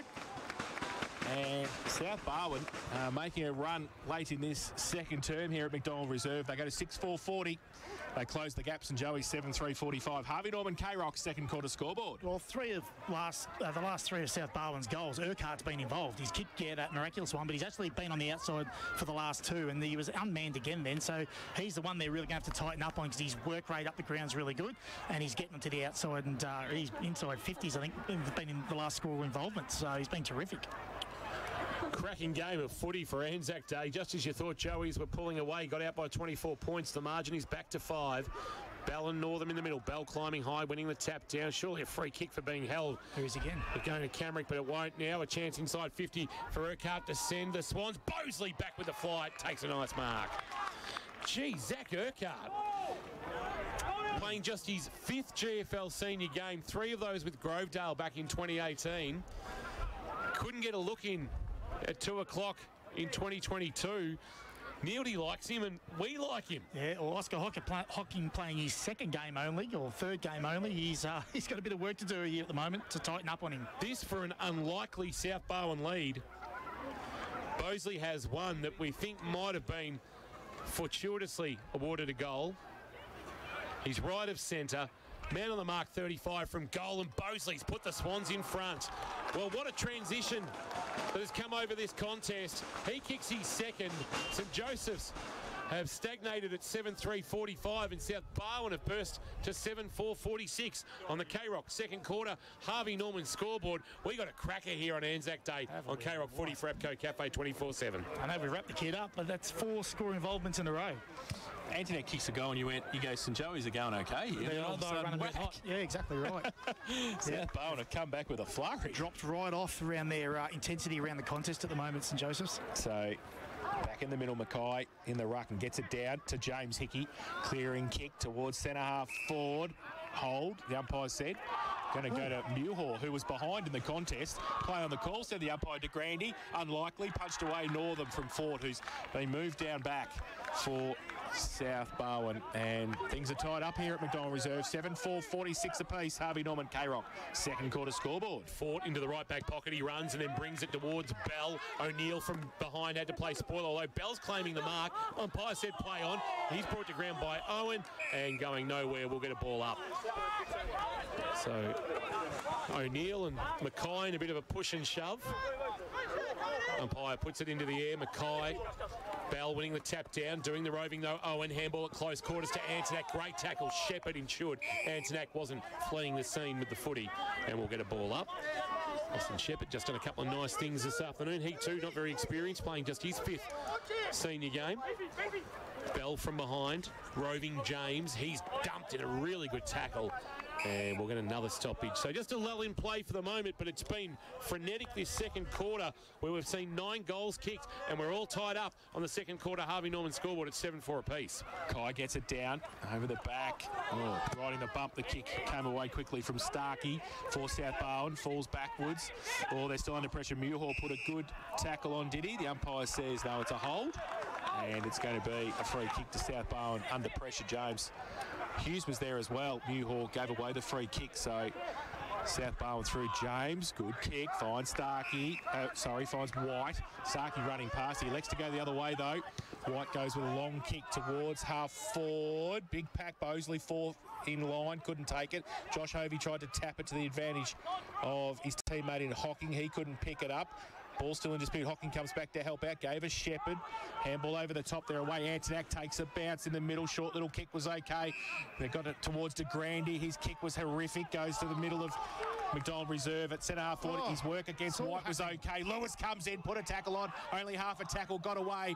And now they're free. Cunningham for South Barwon. It's a low skidding ball taken nicely by Hughes, who gave a handball out wide, and the kick forward might have been Shepherd looking for Bosley, who's imposing himself on the contest in this second quarter. He swings onto his right boot, left forward pocket, looking for a marking target. Can't find one in Noble. It's off the hands of the pack. Al Hickey with the clearing kick, a high ball. Warren sits under Shepherd from front on. Got a fist on the footy and brought it to ground. Chance now for Mulroney or Duray. Duray it is. He's taken in a tackle going nowhere. And outside 50, left half forward, a ball up. South Barwon in attack with all the momentum. 4 consecutive goals after trailing by 24. Tap down, Callett, quick kick forward, Mulroney didn't go 15, but the hands were clean from Duray, but he handballed it straight to Jack Buckley at St Joseph's. He gave a handball release off. Might be Owen just throwing, or Chaplin throwing it on the boot. Either way, it's out of bounds on the full at true centre wing. The free kick going to the Swans as we roll towards 27 minutes played on the Port Phillip Ferries time clock. Port Phillip Ferries, there's no better way to travel as we just wait for the Sharon to find its way back into the arms of Rowan Goff. Yes, K-Rock zone on centre wing. Goff measures the pass to half forward, off the number of hands, falls to the back. Again, the ball, Caldu tried to get it away. McLaughlin came back to help out. Al Hickey's handball, outboard to McLaughlin, picked it up. Got the quick kick away under pressure towards Lewis, doesn't sit for him. Goff gets back there to Grandy. Oh, he dropped the football in the tackle. Umpire says play on Antonac. Needs some support. Got the handball out though. And it's all South Barwon through the middle. Jake Peters, handball forward to the footy. Oh, that's high. That's late on Chris Hughes. Should be a free kick down the field. It is. And South Barwon will take it at right half forward. Mark taken anyway, Jace. Well, there you go. So, Guess who? Is he in trouble? Is Rowan Goff in trouble as K-Rock's own? Massive chance. Well, Zach Urquhart has got it. And he goes short. So, measures the pass. and Jake Peters has taken the mark 50 from goal. He's lost, Jake Peters. He's a chance to get this back, Urquhart. He's just slowly sneaking. No, he's drifted out. So Jake Peters, Bannockburn Premiership player in 2019. Has it in front of a very big crowd here at McDonald Reserve. It's just clouded over slightly, but weather still fine and the flags barely fluttering. The Australian New Zealand flags on the social club, and Peters showing why he spends most of his time in the back half of the ground. He's put that out on the full to the near side. It never looked like it. And it'll be a free kick to St Joseph's, and Jack Buckley is the man on the spot there to try and steady the ship. He goes short and he finds Camerick, who we haven't caught as much of this afternoon as we did against North Shore back on opening day. He goes laterally to Hovey, one of the handful of remaining premiership players at the club. He goes across the face to another one of those in Al Hickey, skipper. He well waits a kick to Chaplin, who marks in front of where the old scoreboard used to reside here at South Barwon. And then there's a little short kick. There's Chaplin again, and he goes to Al Hickey, and geez, Hickey's just racking it up, and if we were to play a draw, maybe he's winning the medal. He comes inboard to his brother. Oh, geez, some interesting move from Kelly O'Neill. Sees Hickey on his back. He's paid the mark, gets to his feet. He comes laterally to Buckley, who had to be strong in the hands as he was confronted by Carmody. Hit the ground running and hits up McLaughlin. He does, who takes a good mark overhead, gives it away to Buckley, who followed it up. Terrible kick inside 50. Real worm burner at the back, South Barwon. Back to whence it came, top of the half-forward line. Oh, one-hander. And that's Hocking, I think, who got it in the end. That's 50, actually. And then he gets a left foot wide towards Henderson. Has to make up a bit of ground. He can't take the mark. Needs some support or the boundary line. He finds the boundary line right in front of the best seats in the house, thanks to APCO Cafe 24/7. All locked up, Anzac Day, 7:46 apiece. About to tick over half an hour played on the Port Phillip Ferries time clock. Like I said before, please. It's waiting for the crowd to be behind the fence, not under it. Boundary throw in. Mackay and Kellett, no clear winner. Mackay took it after it bounced, gave a handball to James Hickey, who fumbled, time to recover, tried to fire a handball to Owen, but missed him. Mulroney, handball back, Urquhart. Neat little kick, but didn't get to Shepherd. It's stolen by James Hickey, who on the bounce sends it to Northam. Northam spins out of a fort tackle and kicks a wonderful goal. What a finish from Ollie Northam. That's a contender for a Lammy's Tavern goal of the afternoon. He was in a one-on-one with Fort, and he just did a little shimmy to his left, able to get some separation, snapped over his left shoulder, finished nicely, the big man, and St Joseph's go back to the lead. 8-4-52, South Barwon, 7-4-46, second quarter. K-Rock, Harvey Norman scoreboard. Well, we know he's very mobile, Ollie. He's averaging a goal a game at the moment in these 3 games, but to have the luxury of Mackay doing the ruck work there and winning the ruck work, getting the clearance himself, and then having Ollie down forward, it's a luxury to have. Back in the middle, Camerick roved beautifully off Mackay, breaks free, right foot kick inside 50 again to Grande. Can't take it, Northam, and McLaughlin there close to the boundary line. Northam had it, lost it, needs to get it back, can't do so. Boundary line beat him to it, and it will be a throw-in. St Joey's into attack, 35 around from their goal. Possibly a late chance. There we played 31 and a half second term, Port Phillip Ferries time clock. And Bell in front, Northam from behind, tapped on by Owen. Getting across there was Hughes for South Barwon, dumped straight away. The umpire says, throw it in again, thanks. We'll have another boundary throw in. 10-goal quarter. Oh, it's been action-packed. This quarter's nearly as good as the games we've seen this year, Jace. Yeah. Just this quarter. Yes. Ball back into play. Northam favoured by the throw-in. Double palm down to James Hickey. A high-floating kick for St Joey's inside forward 50, but Madigan's there trying to burst away. Got a kick away that eluded Bell. Picked up nicely by Caldo, and the skipper for South Barwon gives it back by hand to Bell. Oh, wonderful tackle. James Hickey took him out of bounds. He hung on for the ride there.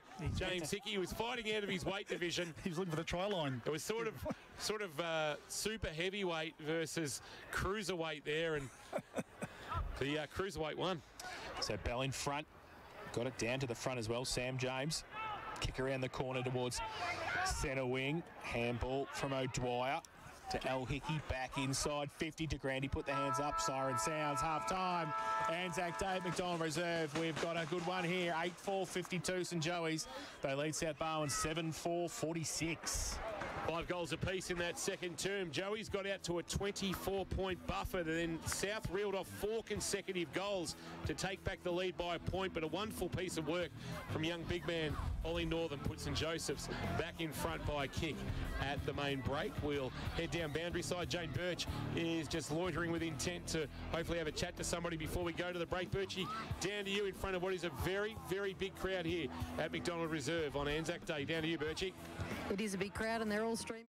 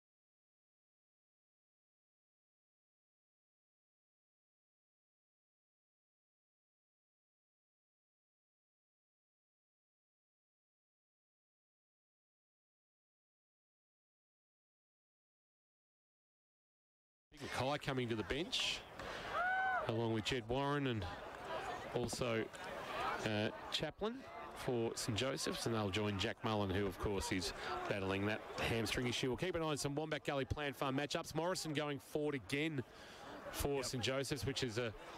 Well, we know he can take a mark, but obviously, as we see Jack Mullen, he's just limping in front of us here with that hamstring very heavily iced, and hopefully it's not too serious. Harrison White is a concern for Grovedale, we understand. That's going to have some weeks attached to it, potentially 6 to 8, which is a massive blow for the Tigers. So we hopefully will be seeing him at some stage, but he just creates so much run and carry for Grovedale. So sirens going off in the background, hopefully nothing too serious with that. Just a quick change down back. Jack Buckley's going to Urquhart, so... And Cocking's got Caldu, which would be a big ask for the young man for Wombat Gully. Third quarter for Geelong Bank. Here's Jace. Northam got it down. Hunter Lewis came off the line at half forward to try and take it with him. Madigan over the top of it as well, left it. Northam wrapped up by his opposite number, Bell. Mulroney's handball towards Hughes, who came off the wing. Got tripped over by his teammate. Ball still spills free towards James, who gets the handball on the outboard. Might be okay if Duray can pick it up. He can now, and he breaks free. Right half forward, 55 out, gets it in. Broughton got a hand to it. Tried to tap it to his own advantage. Then he picked it up, then he get wrapped up, not going anywhere. Good defensive pressure that came there from you-know-who. Yep.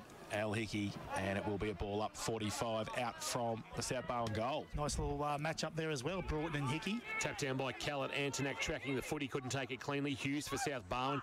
Tried to just shovel it into the path of Noble. Broughton, good pick up. Tried to step through Al Hickey. Then he's kick smothered by James Hickey. Al Hickey dived on the loose footy. And then it spilled out for Buckley, but the umpire had blown the whistle just as Buckley was decamping the scene. And we'll get a ball up. If one Hickey doesn't get you, the other will.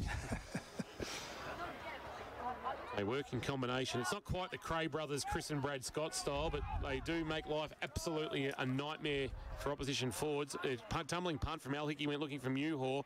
Ricocheted off his boot back towards Duray. He's dumped by Muhor in a tackle going nowhere, and 40 out from the South Barwon goal. We'll get a ball up. They trail by 6. Joey's 52, South Barwon 46 on the K-Rock. Third quarter, Geelong Bank scoreboard. Callett, Northern pushes him out of the way, gets a double fist up. Muhor, pushed Duray over and also kicked him in the head nearly. He just went straight through him, and Geordie Muhor was going, I don't know whether I did, but the umpire said, yes, you did. And Duray will take the free kick, and we'll have a set shot for goal from 50 out, 45-degree angle. Fancies himself from here, Jace. He does. He went back very deliberately, didn't he? Said, I've got this. Wasn't going to pass it to anybody. No chance. And no real South Barwon movement in the forward line either, so I think they think he can get the distance as well. They know something we don't. Yep. Might do this at Thursday night training, does he? He comes in, right foot kick, and has got the distance just, but accuracy misses to the far side and through for one behind. The first score of the third term here at McDonald Reserve. And 7-5-47, South Barwon 8-4-52. St Joey's Geelong Bank K-Rock third quarter scoreboard. Camerick kicked to Hickey, gave it back to Camerick, and now sends it on to Owen. Owen's kick to Hennessy is nice. Hennessy a handball inboard. Point of the square right, half back to Smith. Smith to Antonak. Antonak to James Hickey. Hickey through the centre wicket area. Drives a kick inside, forward 50. Good build up, but back with the flight. Starkey judged it nicely. Not a great kick coming in from Hickey. The corridor he wants, and he's got White still inside defensive 50. He now averts his gaze towards the outer side of the ground, and it's a poor kick. He wanted Duray, but Northam judged it best and used his own ability to cut across and take the mark, and he has it at left half forward.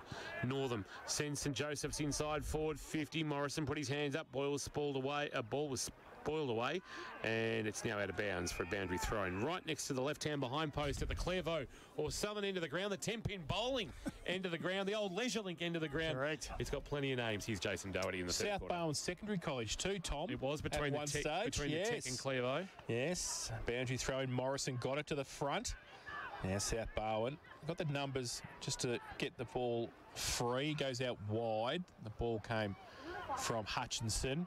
Still in dispute now. They get it, South Barwon get it long. Outside 50 kick is pretty wide and just in the field of play. It touched off the boot, touched, was it? It was touched off the boot. So we're going to have a boundary throw in on centre wing on the outer side.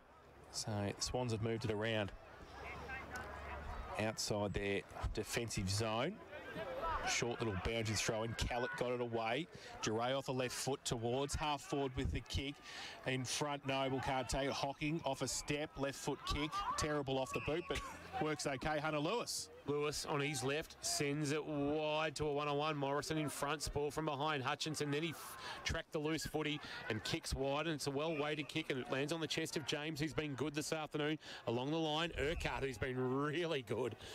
And he's a great story, Zach Urquhart. I think we'll be talking about him a little bit in season 2023. The man on the mark is Buckley. Kicks it high over his head to a one-on-one, but it's over the head of both Bosley and Hovey, and taking it safely on the chest is Chaplin, or O'Dwyer, who goes back to his defensive goal squad, Alex Hickey, who has a bounce that nearly didn't come back to him the way he would have liked. Now he's got to stop and prop, and then he kicks back to about 20 out from his defensive goal, from the right back pocket to almost the hot spot, and then he goes short to Hocking, and then he goes short to O'Dwyer, and he kicks outside defensive 50.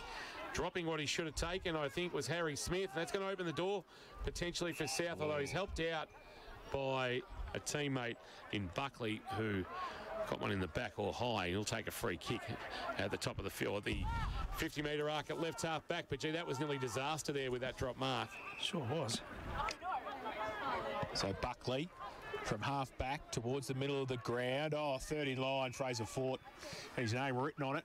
Switches the play. Dangerous kick, might be okay. Far enough for Broughton, who took the mark inside the centre square. Plays on quickly, wants to get it going towards Bosley. Got a couple on him in front. Mark taken. Joel O'Dwyer just backed himself and took the mark in front of Bosley. Kirsch is coaching from the box. He wants people to move. Yeah, there was no movement anywhere on the ground. Now the ball over the top. Smith has to get around. Duray does so. Shows him a clean pair of heels. Gets it away by hand towards McLaughlin. That came from Buckley. He goes towards centre wing. Crowd to loose man to Lewis. Past Fort. Right on centre wing. Goes long. Inside. Half forward. Getting back there. Morrison. Over the back third in line. If you don't worry about it, is Hennessy, who just tracked the ball beautifully, running back from half forward and took the mark, and will have a set shot for goal from about 48 metres out in front of the scoreboard. Left half forward, southern end of the ground. Quickly turned his back, Hennessy. He did. He's a lovely kick of the ball, but you said it, Jace, there was no movement. Maybe fatigue is starting to creep in, trying to make the ground big and spread it and open it up the corridor or things like that. So it seems to be going out of the game a little. John Oates comes in, kicks a goal! Holly Hennessy kicks his second of the afternoon. That's what he can do. And that's why he turned his back on everybody. He went, no, I'm doing this. I'm going to kick the goal. And he does. He kicks his second. And St Joey's, they finally get the first of this third term. 9-4-58, South Barwon 7-5-47. Geelong Bank K-Rock third quarter scoreboard. I know we talk about Buckley and Hickey and how good they've been down there, but Joel O'Dwyer's been really good too. He's taken a few intercept marks. He's been getting involved, and he's defended the last three entries really well. So he also has been crucial down there for rebounding out of their back half and getting it through the mids to their forwards. Essendon 3-2, lead Collingwood 1-4. Gee, if the Bombers were to win, that sets up a mouth-watering Sunday afternoon clash between the Cats and the Bombers in the country game. Callett to do the ruck work in the middle. Northern climbing high. They nullify each other. It falls for Antonak, though, and he's able to burst away a little bit too easily around Duray. Kick inside, forward 50. It's a high, long ball. Good defensive spoil from Goff. Knocked it towards the boundary line. Tracking it is Fort. He used a good bit of mobility there to kick the ball on his left boot towards Madigan. Madigan is a chance to get it off towards Fort. Fort snaps a kick around the body and taken there by Antonak, who marks on his chest just to send Joey's back into forward 50. Plays on, runs around the man on the mark, goes long with the right foot kick towards the pocket. Goff punched away, good defensive play, pass for Hennessy, and sees it over the boundary line defensively for the home side. So we'll have a boundary throw in deep forward for St Joey's. Probably put himself under unnecessary pressure then, Antonak playing on. He probably could have got it to the mouth of the goals rather than deep in the pocket. So throw in. Morrison tries to take it out of the ruck contest. De Grande got the handball over the top to Camerick. Tries to get around Madigan. Got the handball free. Morrison back to Camerick on the boundary line. Little bit of candy if you don't mind. And misses. 3 for 1 behind. Calf was all right then, Jace? Calf was okay when you're 20 metres out from goal. Don't worry about that, Kirsch. Kicking a banana. Yes, a banana. 9-5-59 St Joey's, South Barwon 7-5-47. Geelong Bank K-Rock third quarter scoreboard. Kick in to the right back pocket marked by Starkey. He goes short and finds a marking target in Cunningham. Cunningham goes short to White. White Has about 30 from his defensive goal, but nothing really presenting. Bosley's going to have to be the out here potentially if he brings a broadcast side, and that's the way he's going to come now. It's a low ball. It does Goff no favours, though. He takes it on the bounce, does okay. Got around Mackay and gave a handball to Ford. Ford sort of Gaelicked it, sort of one hand up, then hacked it forward. Bosley with the one hand took the mark, and that'll be 50, I reckon. Well, Bosley's claimed the mark. It was a good one too, a Hamlin hanger contender with the 1 mitt. Now a floater, but it's going to get to its intended target, and Starkey's got Peters out wide. It's a kick that's partially smothered. It'll find its way there. Handball, James, bang! Hickey could have picked him off, but didn't. He affected the handball though. Muir, handball back to Hovey, but Hovey's turned it over. Kellett, quick release. Madigan, 55 out, finds the target. Noble, who marks 40 from goal. And we'll have a shot to pull the margin back to 6 points.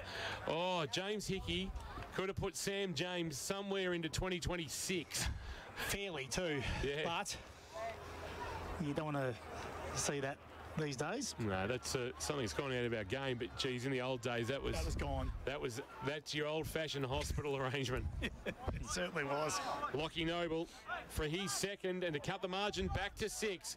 Starts it right, works it back. Nice finish from the former Mottawari product. He's got his second of the afternoon. He's got 92 now at GFL senior level. And the margin is 6 on the K-Rock. Third quarter, Geelong Bank scoreboard. Geelong Bank's 1-2 home loan. 1% less for 2 years. South Barwon 8.553. St Joseph's 9.559. And in the experts chair, thanks to the Sporting Globe, here is Matt Kershaw. Well, after that little tackle, hip and shoulder, whatever you call it, there was just 2 turnovers for St Joseph's, and someone like Dor Madigan with ball in hand, he's not going to waste it, that's for sure. So just the fatiguey kick from Hovey there, just back to the opposition, and they got an easy entry inside forward 50. Back to the middle. Kellett having a run in the ruck and gets it down as well towards O'Neill. His handball running off half back. White kick was smothered by Northam and did the second effort as well and got the handball away. Henderson thought about the handball, went the kick, probably should have gone the handball because it's been turned over. Cunningham takes the mark. He gets it out wide. And now Hughes from centre wing inside 50. Was that a push? The umpire said no. Play on. Goes towards Carmody in the Antonac pocket. Gets around towards Bosley and also towards Broughton. And they raffle it. Johnny Broughton takes the mark. 20 metres out directly in front. And good play on the up there by Carmody to bring it back in. So Johnny Broughton, who hasn't troubled the scorers yet this afternoon, you'd think he would. I've seen 2 misses from there today. Yes, we have. This to, again, bring the scores back level. Northern end of the ground, Johnny Broughton. Comes in, right foot kick, kicks the goal. His first 9-5-59 apiece here at McDonald Reserve, Geelong Bank K-Rock. Third quarter scoreboard in the expert chair. Thanks to the Sporting Globe. Watch every Cats home and away game at the Sporting Globe Geelong. Here's Matt Kershaw. Another goal from turnover, Jace. So it was a turnover in the corridor. Henderson tried to weave an impossible kick out to the half-forward flank, but it was cut off by their defending winger rolling back, and away they went inside forward 50 again to an easy mark inside forward 50. So we're going to see that a bit, I think, with that fatigue setting in as we spoke about, and just that turnover is really going to hurt you because you're caught out of position and you haven't got that energy to keep pushing back defensively. Umpire tosses it into the air. Mackay got high, maybe on the tap down. James Hickey, the roving, to the voice of Warren on the near side wing, confronted by Fort, but looped it over the top to Northam. Northam hacks a kick inside forward 50. Good spoil by Goff, but it's going to be cleaned up at the front by Hannessy. His handball was partially smothered, was good work. Might have been Duray, and then through traffic, he kicks to the wing looking for Big Bell. Couldn't hang on to the mark. Mackay front on, did okay to spoil it. Bosley head over it in the loose footy. Took it well off his bootlaces and then ran into a 2-man tackle, Warren and Mackay. Saying you're going nowhere, and we'll get a ball up true centre wing, broadcast side. Bell gets it down. Road Muirhaw got it. He's on hands and knees out to get the handball out. Mackay, he gets ripped off the football, gets a hold. He gets smashed into a South Barwon player as well on centre wing. And it's going to come back to Mackay. It's Kelly O'Neill in the hands of the trainers. Oh, Angus Mackay kicked. He dubbed the little pitching wedge there, and it goes in. Is that holding the ball? It is. Forgot he was a ruckman, Jace. Short little kick, and tried to get it to Oscar Morrison, who got wrapped up straight away. And the Swans are going to take the free kick back into centre wing. and drill the ball back towards half forward. Chaplin uses the body beautifully for Al Hickey to just take an uncontested mark at half back, right in front of the best seats in the house, thanks to APCO Cafe 24/7. At right half back, it's a high helicopter kick. Fort best placed underneath it. He couldn't mark. The hands of the pack to Grandy, dragged down as he kicked. It was a good tackle by Shepherd, and it forced a turnover to Goff, and Goff now to centre half back. James, well done. Lewis front on, was able to spoil, and then found the loose footy. Handball Antonak. Antonak to the leading Camerick. Had a little bit too much on it. At the back, Starkey. Fort fighting for it for South Barwon. Somehow shoveled it out. Hughes at right half back, and they can build. Chance to run. Starkey with a bounce. Oh, it didn't come back to him. In fact, it's White, and it did in the end. Now he kicks towards Fort 50, and he's put it straight onto the chest. It's like there's a magnet on the ball, and the other magnet on the ground belongs to Al Hickey. He takes the mark, and he gets it to, who knows, his brother, James, who they've waxed lyrical a bit today. He gets it out wide. You won't see that, but Antonak's chase on the outer wing was fantastic as well. Henderson got the handball free. Now Antonak again. Handball missed Buckley as he ran past, close to the boundary line. Can't keep it in. We're at left half forward for St Joey's, and they're just into attack. So it's back and forth here, 9-5, 59 apiece. And we have been playing 15 minutes in this third term Port Phillip Ferry's time clock. There are some tired young men out there at the moment. Well, it's defensive 50. There's offensive 50 at the moment, so it's running up and down. GPS data's blowing up at the moment. Here's James Hickey to run onto the footy. Had it knocked out in a tackle. It spilled for Hughes of South Barwon. Kicked towards right half forward. Wanted his skipper Caldo. Couldn't mark. Recovered the best. James handball. A little bit too hot there for Noble. Noble was able to find it. Tried to knock it back towards Duray. And then he's dumped in a really good tackle. Dragged to ground. And the ball will stay under a pack now as O'Neill dived over the top of it. It was a good tackle on McLaughlin. We haven't caught a lot of him in the second half. And also Al Hickey getting to his feet, surprise, surprise.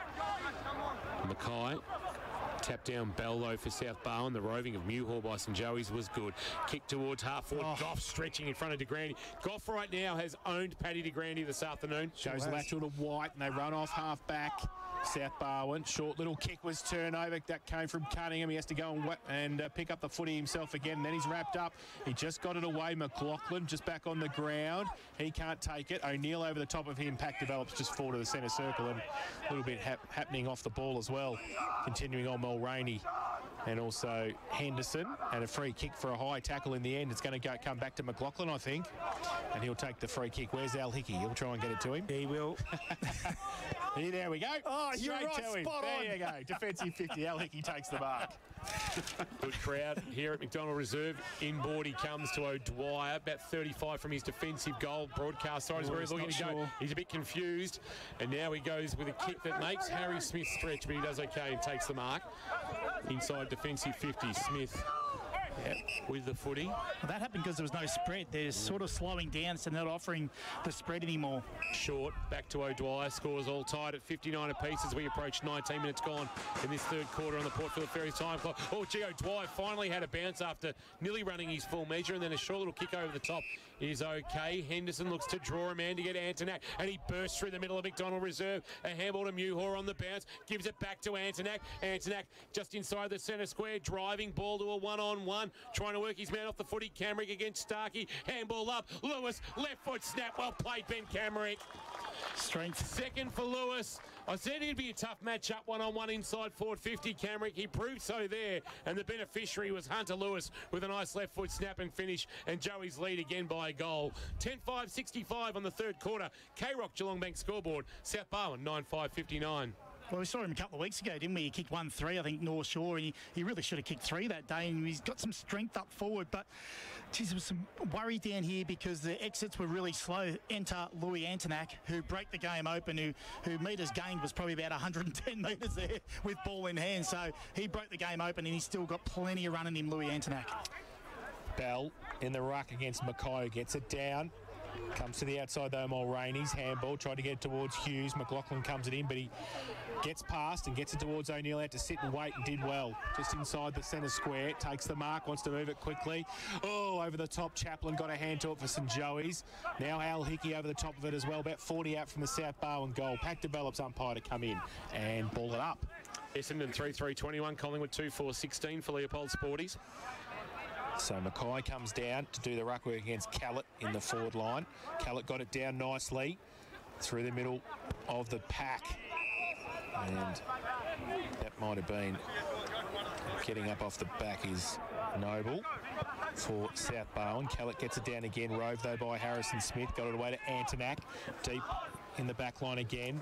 Scrambling sort of kick outside 50. White got a foot to it. Now through the middle, Hickey. Free kick hold. And it's going to be a free kick.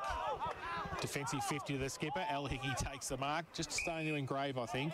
And Hennessy, he gets it across defensive 50 to Hocking. I'm running out of ink, Jace. Hocking, who's not the most elegant of left footers going around, gets a kick out wide to McLaughlin. McLaughlin a kick to half forward, stretching. Morrison over the top. Took the mark. Appeals for a push in the back from White, going unanswered. And he kicks to the left forward pocket. And James Hickey has rolled forward. He's an unlikely goal kicker. Just kicked the 10 in his 96-game career. Back pocket does that. And he's, well, playing as a run with on Madigan and for Wombat Gully Plant Farm job, and he's doing a good job, and now he's been able to sneak forward. This would really hurt. It's a real win for Ron Watt and his coaching staff if James Hickey can jag a goal here. Man on the mark, stands 35 out. Hickey gives it his best, and he kicks a wonderful goal. No, he's pushing it across the face. Through for a minor score. The margin is 7. We're into time on in this third quarter on the Port Phillip Ferries time clock and the scoreboard. Thanks to Geelong Bank and Geelong Bank's 1-2 home loan. 1% less for 2 years, showing 66, playing 59. Joey's in front. Ball into O'Neill. Madigan got the kick, and towards Keldu, just back on the ground, takes the mark. Just inside the centre square at centre wing, chips the ball over the top to Bosley. They're moving now. The Swans need something inside 50. Drives it long to a one-on-one. Muir against Carmody, who got a hand to it. Needs to get around. He does. Spins left, spins right, kicks the goal. Jackson Carmody kicks his third of the afternoon. And the 10th for South Barwon. They go to 10-5-65. Back to a point the difference to Joey's 10-6-66. Geelong Bank K-Rock. Third quarter scoreboard. Quick ball movement, got him out the back through the corridor, and then pretty poor defensively then St Joseph's, particularly one-on-one. So Carmody too strong through the core, and he generally finishes when he has ball in hand, Carmody. He started last year in a burst, didn't he? I think he kicked 6 or 7 in round 1 last year. He did. He kicked for the year. I think he kicked 18 for the year in the end. And he was back in the 2s at point stages. Season, Back in the middle. Umpire puts it into the air. The margin is 1 to the good of Joey's. Northern uncontested, won the tap down. Tracking it off the wing though. Duray had a fresh area with the handball. Went back to Northern. Madigan knocked him off the foot. He tried to dive it on himself. Northern then went back onto the loose ball, and he's going nowhere. And we'll get a ball up. 21.5 minutes played. Port Phillip Ferries time clock. Plenty of action down here on the sidelines. The Joey's trainers are working overtime. There's lots of players cramping up, and there's Max McLaughlin, though, just keeping an eye on him because he was down for a little while after that last contest. So Thank you, Birchie, for Geelong Sports Medicine Centre down boundary side. Jane Birch.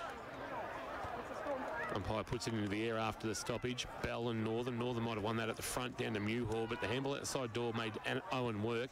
Swings onto his right boot. Went looking there for DeGrand. He golfed with him as per usual. Here's Mulroney with the foot. He kicks on his left towards half forward and coming up and marking his Urquhart. He can go back inboard with the handball. He decides not to, and now swings a floater inside 50. Does Bosley no favours. Standing tall underneath it and taking the mark is O'Dwyer, who's one of the best defensive marks in the GFL. He comes towards Harrison Smith's in front of the best seats in the house, thanks to Abco Cafe 24/7. Right in front of us he is Harrison Smith, and wanting somebody to run for him because they're all standing still. He goes towards Henderson on centre wing. That's a good kick and a good mark he plays on. Goes down the line, and mark not taken by Morrison. Falls over the back though to John Oates. Hennessy, you had the hands right there. foot kick at it. Why would you handball, the goal! handballing? I've got this. No handballs. Third goal. Ollie Hennessy. And a quick reply again from that South Barwon goal for Joey's, back to a 7-point lead, and great movement of the ball along the wing. 11-6-72. They lead South Barwon 10-5-65. Geelong Bank K-Rock third quarter scoreboard. It was still a little bit stationary coming along this outer wing, but Henderson just ran into some space because South Barwon were actually zoned rather than man on man, and he was able to pick him off. And then on that occasion, they got South Barwon out the back, and old Hennessy said, "Don't worry about the handball, Maxie McLaughlin. I've got this, son. It's only your second or third game. I'll show you how to do it." So last year's leading goal kicker only kicked 1 through the opening 2 games, but he's got 3 this afternoon, and there might be more to come. Although the Swans are going to come up with it from the middle. O'Neill, a handball back into the path of James, who's been good. Back into the centre wicket area. Brings a kick wide. Wanting Noble on the half volley. Went with the one hand. Got Buckley for company. He's trying to protect the ball. Wonderful pick up. Hughes confronted. Got a handball away. And James now is with the footy. He's just perpetual motion. James alone. Al Hickey, wonderful. Laying it, a Noble's kick away. He might be, it's going to be advantage paid because the kick away by Noble landed with Mewhall, so he took advantage. Hickey saw coming to the bench. Keep an eye on that, Birchie, for St John of God. Kick inside forward 50, front position. Mackay, ball spills out the side. Hutchinson there, and a clearing kick now coming. Might have been White jamming on the boot, but only as far as Lewis. Lewis will send it back inside forward 50. Fort came with a spoil to knock it away from Morrison. Morrison recovered best. Handball to Grandy. Shrugged off the tackle. Open goal. He's got his first to Grandy. He's been well worn by Goff all afternoon, but broken play saw the ball back inside forward 50, and Paddy de Grandy kicks his 8th of the season and gives his team a handy little 13-point break. 12-6-78 on the K-Rock Geelong Bank scoreboard. South Barwon 10-5-65. Kingy, the funny thing is, Noble's kick could have almost been 50 if it didn't land in the arms of a St Joseph's player, and it was actually the advantage. Then they owned the corridor, and Hunter Lewis had worked up the ground and got the ball in a really good position, and they just moved the ball too quick into the forward line. So that kick by Noble actually was to the advantage of St Joseph's. Back in the middle, we'll get an injury update for St John of God shortly with Al Hickey off the ground. Might be across his mush, I think. Camrick in the middle now with Mewhall leading Madigan in the race for the football. Left at Fort, comes off half-back for South Barwon. He gets a kick out of pretty much mid-air, Michael Lynott style again. He's done that a couple of times today. Caldu wrapped up, gets the handball away. Oh, his teammate didn't do him any favours. Callity dropped the football straight away on the point of the centre square, and it's going to be a ball up. Down to you, Jane. Injury update thanks to St John of God. Al Hickey. Al Hickey, a fair bit of claret dripping out of that nose, so they're just trying to stem that flow.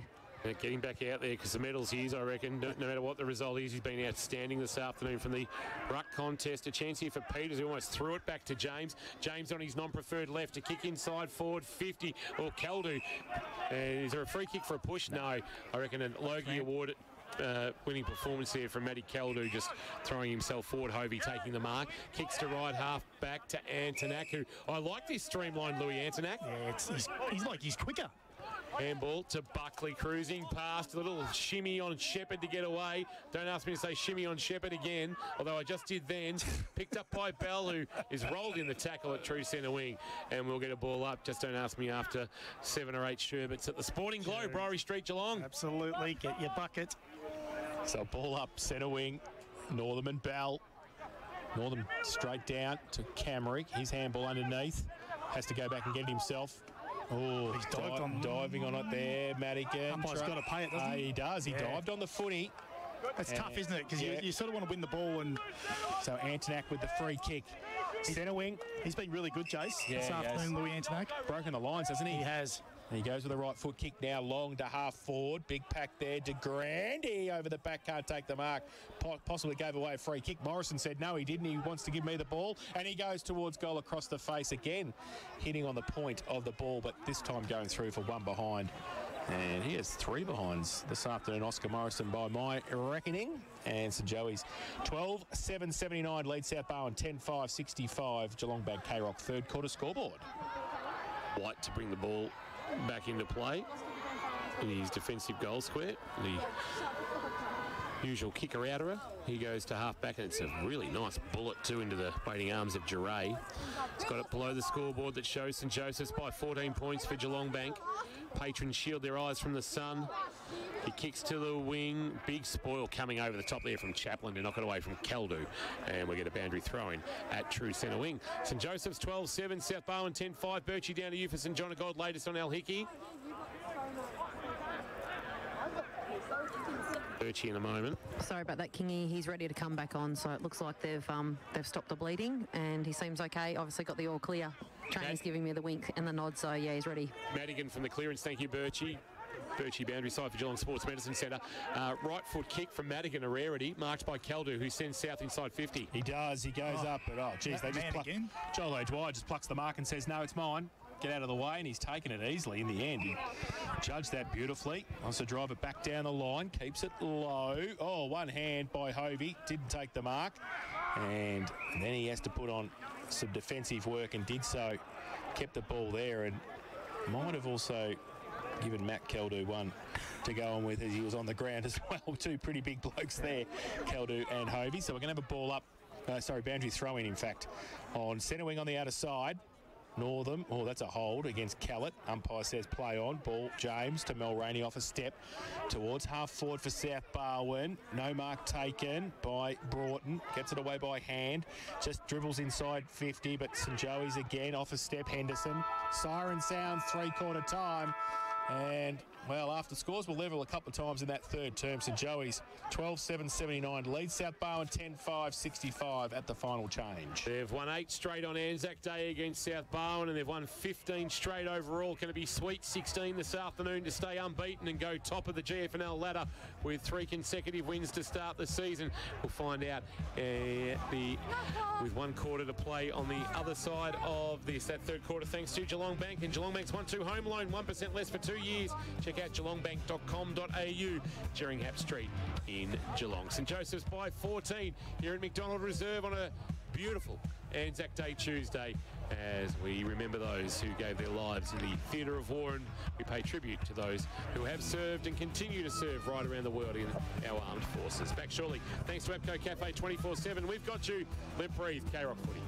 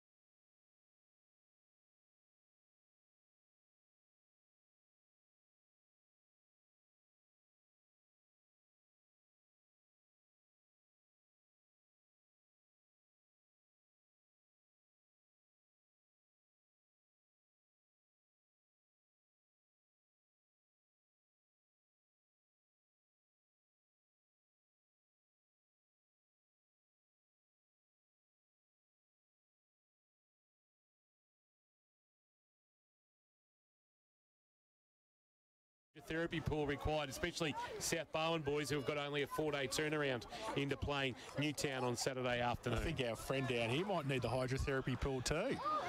Casanelia Ben.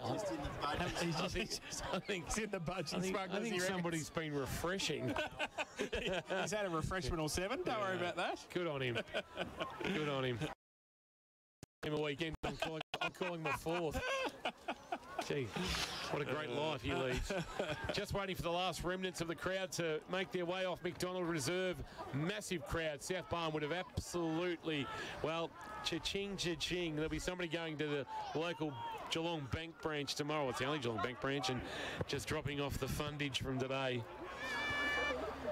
12.779, 10.565. We'll keep an eye on some Wombat Gully Plant Farm matchups. Looks like Antonac and Madigan are not too far from each other, and right now Hickey has got Mulraney. It changes over. Some stoppages, they sort of don't go to each other, but in transition, Hickey certainly is right next to Madigan in his back pocket. Harry Smith has come into the middle. He has. So next to Sam James. That's that rotation where they're down one, where they've got to actually flick players in and out to keep those rotations going and to keep the players fresh. So Smith will be that new one introduced. It's been a decade of dominance by St Joseph's over South Barwon. Will it continue? We'll find out over the next half an hour or so. We've got to cast our votes for the Anzac Day medalist as well here on K-Rock Football. Harvey Norman, final term. Here's Jason Doherty. So Ollie Northam and Ryan Bell. And there is Harry Smith straight through the middle, getting the first possession of the final term. And Ryan Bell wrapped up in the middle with a big ruckman for South Barwon, not going anywhere. All tied up at the MCG, 35 apiece as we approach half-time. The ball up, Bell gets it down.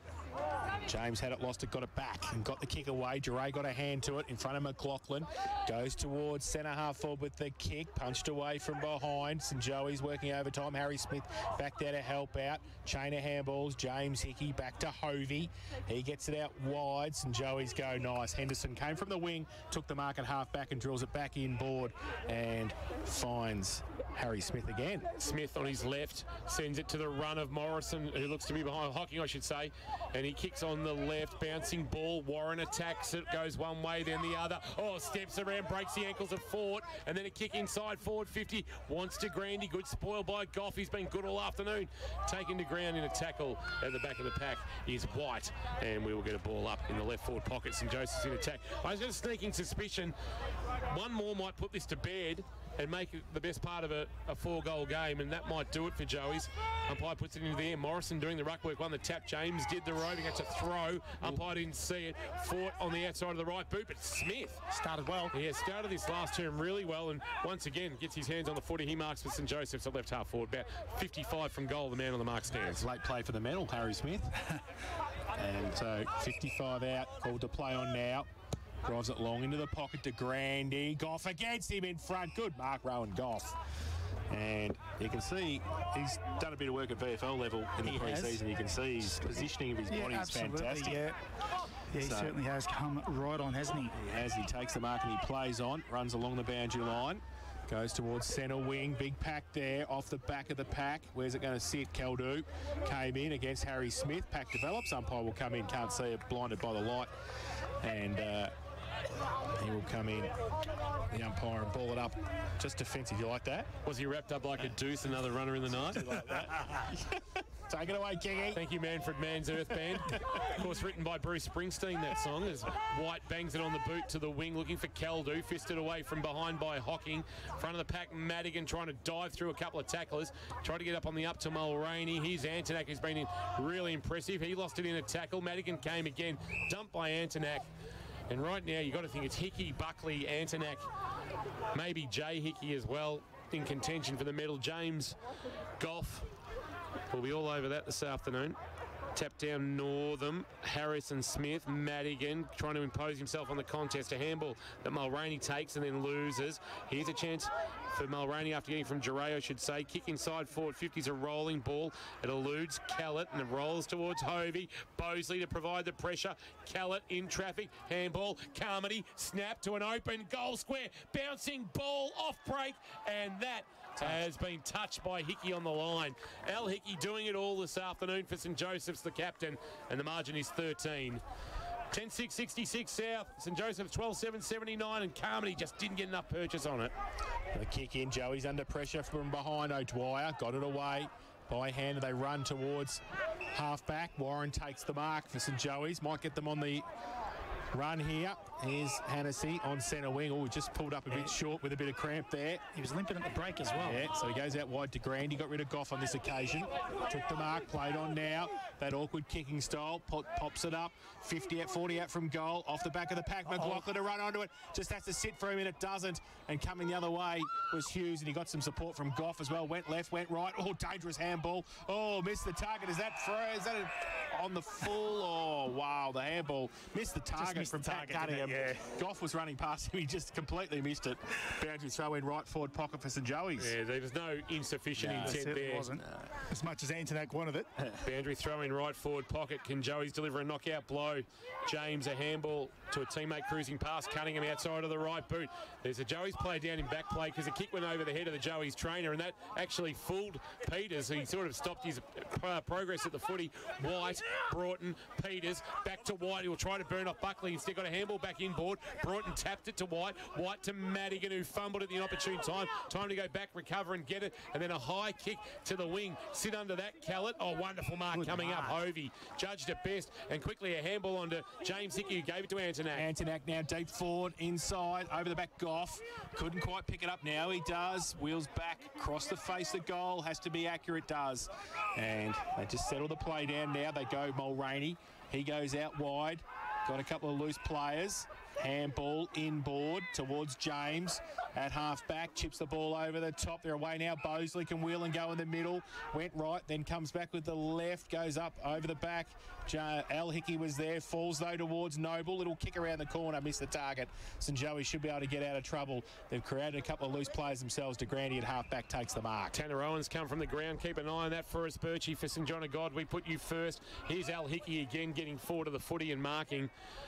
He potentially has, I reckon he's probably got the best part of votes in round one, or against North Shore in votes today. He might be leading early as there's going to be a free kick going which way. It might be against Hunter Lewis, I reckon. An unrealistic attempt in the marking contest, and Mulroney has got the footy for South Barwon at left half back, and there now might be, now the umpire's blown the whistle and he's told Ryan Bell to get out of the protected zone. I mean, it's his own player. If he wants to stand there and look like a peanut, who cares? Exactly right. If you're going to hinder your own team. Yeah, that's right. Mulroney drives it towards left half forward through the hands of Caldu. Bosley head over it, got bumped by Buckley, and the umpire says that bump was a little bit high, and it'll come back and be a free kick to Andrew Bosley, who hasn't had a massive impact on this clash, it should be said, this afternoon. Has kicked the one goal in the second quarter, but just hasn't been a big day for the marking forwards, fair to say, despite the conditions. Bosley now goes inside 50 with the kick. No mark. Front and centre. James on the left foot. Up the chimney towards the pocket. Who's going to mark it? Nobody. Falls into the arms. Turn around. And I think there's a miss too. Was crucial. Crucial. It was Noble with it, who's kicked 2 goals, 3. Had a chance off the back of the pack there. Turned around, kicked it over his shoulder and missed. And through for 1 behind, 2 goals, 3. His tally 10-7-67 South Barwon, St Joey's 12-7-79. And that's on the Harvey Norman K-Rock final quarter scoreboard. 7.5 minutes played, final term on the Port Phillip Ferries time clock. Port Phillip Ferries, there's no better way to travel to the footy. That breeze just got up a little, Birchie, for South Point Garden Supplies.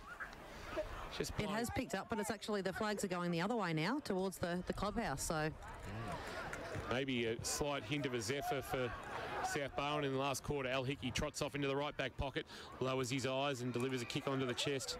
Dwyer, who's turned it over into the waiting arms of Sammy James, who right now has a massive kick in the context of this match. This to cut the margin back to 6 points at the 8-minute mark of the final term. That was just a disaster coming out there from OJ. He hasn't done a lot wrong, no Dwyer, this afternoon. No, he's done a lot right, except for that kick. Not when you want to exit out of your back half, Jace. You want to turn it over in the corridor, 40 out. Took the literal keep your eyes down, lower your eyes. Picked up the 2 Matheson medal votes last year on Anzac Day. Only kicked 5 goals last year, but He points to the sky in memory of his late grandmother who passed on the weekend. He plays in honour of her today, and all his teammates get to him. They know what that means to him. And maybe, just maybe, he's guided his team back into this contest. They trail by 6. James with his first, and the margin sits in an even goal. 12-7-79 St Joseph, South Barwon 11-7-73 on the final quarter. K-Rock, Harvey Norman scoreboard. Just another goal from a turnover as well. I'd like to see the scores from turnovers during the week, because a lot of the goals have been preventable, and turnover by foot or hand has really hurt St Joseph today. Could have a draw this afternoon. Back to the middle, Mackay. We had one of them, Kingy. Let's have a look at that Anzac Day. Ball, Harrison Smith puts the tackle on. Never been a draw, never been a draw between the two clubs. There you go. Just an update down here on the bench. It's all happening. There's players coming off left, right and centre. We've had Jack Buckley was lying flat on his back for about 5 minutes. He's gone back on. And Tanner Owen is getting some assessment on his right ribs, some intercostal issues there for him. So there are very sore and tired bodies coming off. Intercostal. Nothing worse than the intercostal. No. Thanks, Jane. Thanks to St John of God. I've been on holidays there. I into intercostal. Injury updates. It's a beautiful place, intercostal. Now the ball from Madigan at half back for South Barwon. Got slow and dropped the foot. He got rid of the football, didn't he? Whoa. So free kick, umpire pointed the wrong way. I think John Oates has got the free kick. Hennessy, he's struggling with cramp as well. Wow. And you want to be careful, Dahl Madigan, because he'll give away 50 for dissent as well, because he's not happy with the decision. They were out too. Hennessy gets it towards Morrison, who somehow got away from Goff and everybody else in the South Barwon back line. Yeah, it was a bit weird because it was a slow play, wasn't it? He just basically looked like it was a training drill. It wasn't a slow play, it was the slowest play of the day. Snail play. Yeah, correct. And Oscar Morrison, who has not kicked a goal this afternoon, he's kicked 3 behinds. You wouldn't put the house on it from here. He's 48 metres out. They are 6 points in front. We've played 10 and a bit minutes in this final term. This is as crucial as James's kick, really. It is. He comes in to make the margin 12 again. Right foot kick. He puts it up. Has it got the distance? Don't think so. Fought there. Big thump away. Might be a crucial point. Gone early. The old handy point. Old handy 10-minute mark and 10-minute last. Hey, stranger things ever happen. This is true, James. 12-8-80, St Joey, South Barwon 11-7-73. Harvey Norman, K-Rock, final quarter scoreboard. Cunningham to bring the ball.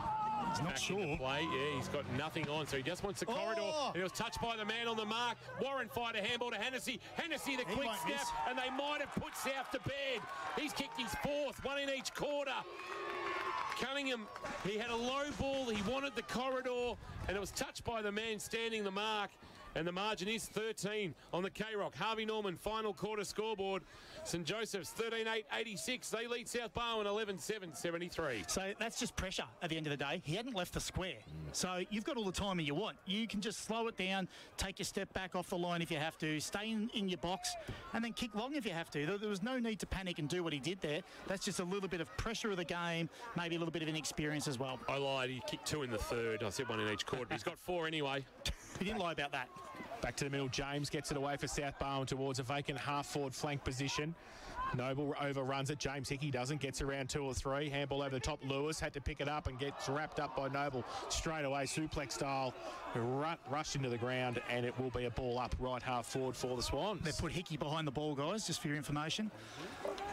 Todd Devine, former president of St Joseph's, listening to us, enjoying the call via the live stream. Welcome to you, Todd. Ball. O'Neill, handball over the top to James. Had to sit and wait for it. The ball still in dispute to Lewis. He couldn't get the handball out. Pack develops again. Oh, it's gone up a little bit here again as well. As it's ball up right half forward. 86 plays, 73-13 the difference, and we have played 12 and a half in this final term. Here's Al Hickey tracking the foot. He had his legs taken from underneath him. He's going to win a free kick, but he's actually hurt himself again. But, geez, he plays with a real robust nature. He's going to give a little handball off to a man cruising past in Henderson, who then gave it back to Hickey, who had his handball cut off. It found its way to Mackay. He lost it in the tackle. Bell dives on the ball. They are absolutely more of attrition out here right now. Chance now for Madigan after receiving from Mulroney. Kick on the bounce. Well trapped by Caldu. Turns onto his right boot. Kicks into the right forward pocket, but well placed to mark is Hovey, who fires a handball over the top. Chance to get outside of defensive 50 through James Hickey. He was pushed after he kicked, so I reckon there'll be a downfield free kick, and Antonak has got it at left halfback. Mackay wants a rotation, but there isn't one for him. He's going to get the ball here. He's been physically ill too. Yeah, he has. He's vomiting earlier. Yeah. So he's calling for a rotation. Then Antonak had to tell him to turn around so he could kick it to him. He's that close to the boundary line. He nearly took it in the coach's box. Yeah. He's got it now on centre wing. Drives it with a right foot kick. And he's going to end up Rowan Goff. He's got his name written all over that. Takes it easy. Oh, McLaughlin also struggling with a bit of cramp as he tries to run away from Rowan Goff. It's going to be who's ending up with 18 on the ground here, the way they're going. More of attrition. Goff. The umpire's telling him to move, but he actually literally physically can't. Goes towards centre wing, off the front of the pack. Urquhart, right foot kick, deep into attack. Oh, the only person with his name written on it, Chaplin, took the mark for St Joey's. Wants to switch the play. Goes towards Harrison Smith. Wants to get her back on the left. Oh, a little bit of Candy past Carmody. Goes to the outer side with the kick. De Grande, always good overhead and takes the mark at half back. And he's worked up the ground there to help out De Grande in that smart play. It hasn't been his afternoon for man who kicked 7 goals. That awkward kicking style, but effective this time as he puts it into the eyes of Oscar Morrison, who marks in front of a very good crowd on the outer wing. He comes inboard to De Grande, and they're just happy to take some time off the clock. 14 minutes gone in this final term, but you've got to be careful of that. He gives a handball off. Smith will want to get back onto his left boot, confronted by Hughes. Now drives a kick. Inside forward, 50. Oh, big fly over the top. Warren with a Hamlin hanger. Over the top of Hutchinson, took a wonderful mark.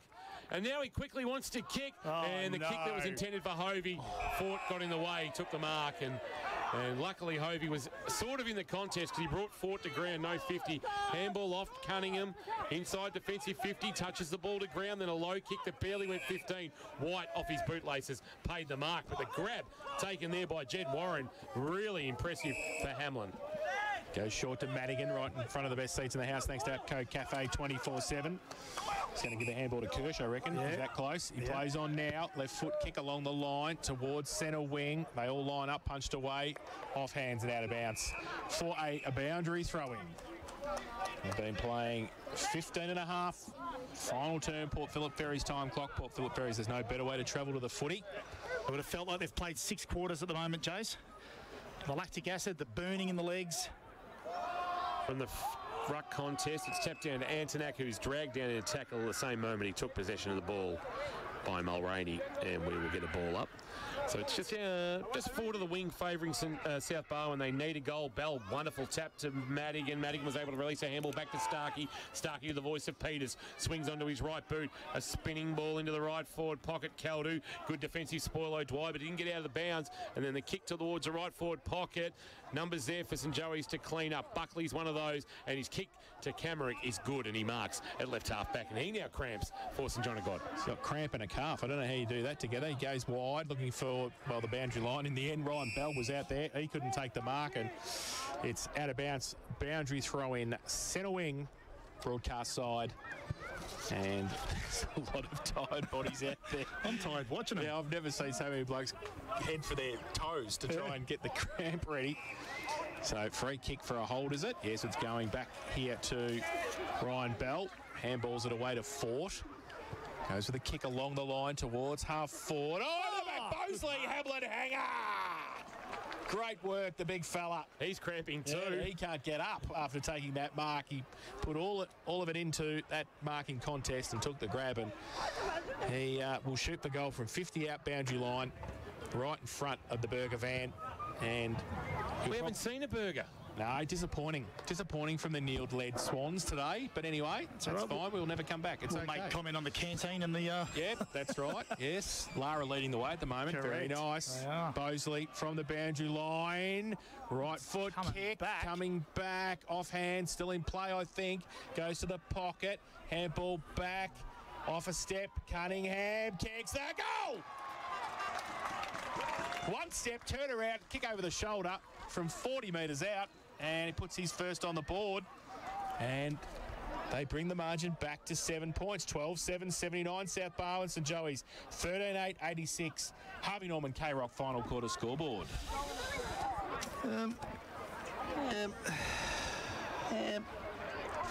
Good goal. Well, just got to take your chances in the forward line, don't you? Yeah. That's the spot to be.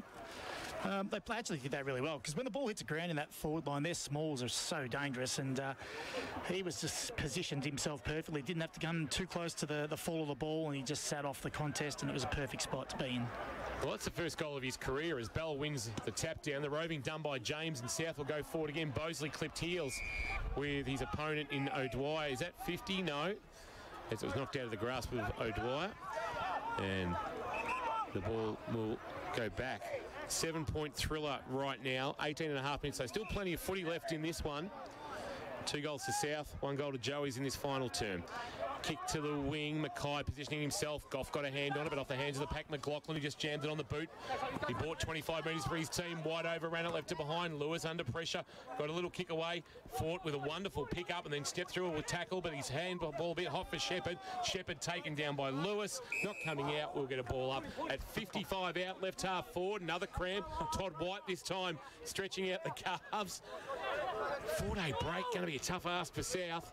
Have a look at the numbers here at the stoppage. Tap down Callett, roving Mulroney. Long ball, high ball to the wing, off hand. Front of the pack, Noble did the roving. Wonderful smother by Chaplin. Sees it out of bounds. Boundary throw in, true centre wing. Last stoppage, South Barwon had 4 on one side and St Joseph's only had 2 on the other side. So as fatigue gets in, the middies aren't getting to the stoppages to even up.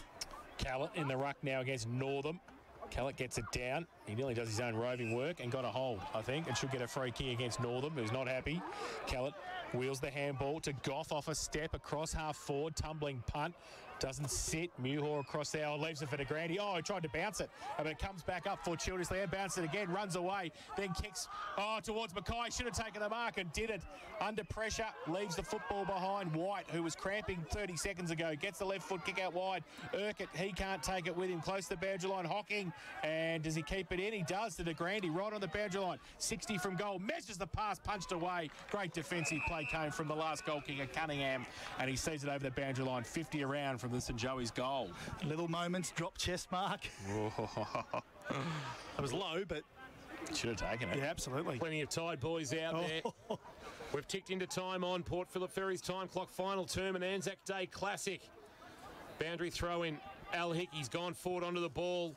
Now he's sending a high kick to a contest. And Hovey, who spent most of the afternoon down back, has come up and led on his chest and taken the mark. Josh Hovey, who playing his 100th open age game for Joey's this afternoon. Only the 25 goals at GFL senior level. One of 4 premiership players out there this afternoon. This maybe to put South to bed. He starts it right, he works it back, and he kicks the goal. The margin back out to 13 points, and that might be enough. Final quarter, K-Rock, Harvey Norman scoreboard. St Joseph's 14-8-92, South Barwon 12-7-79. And in the expert chair for the Sporting Globe, watch every Cats home and away game at the Sporting Globe.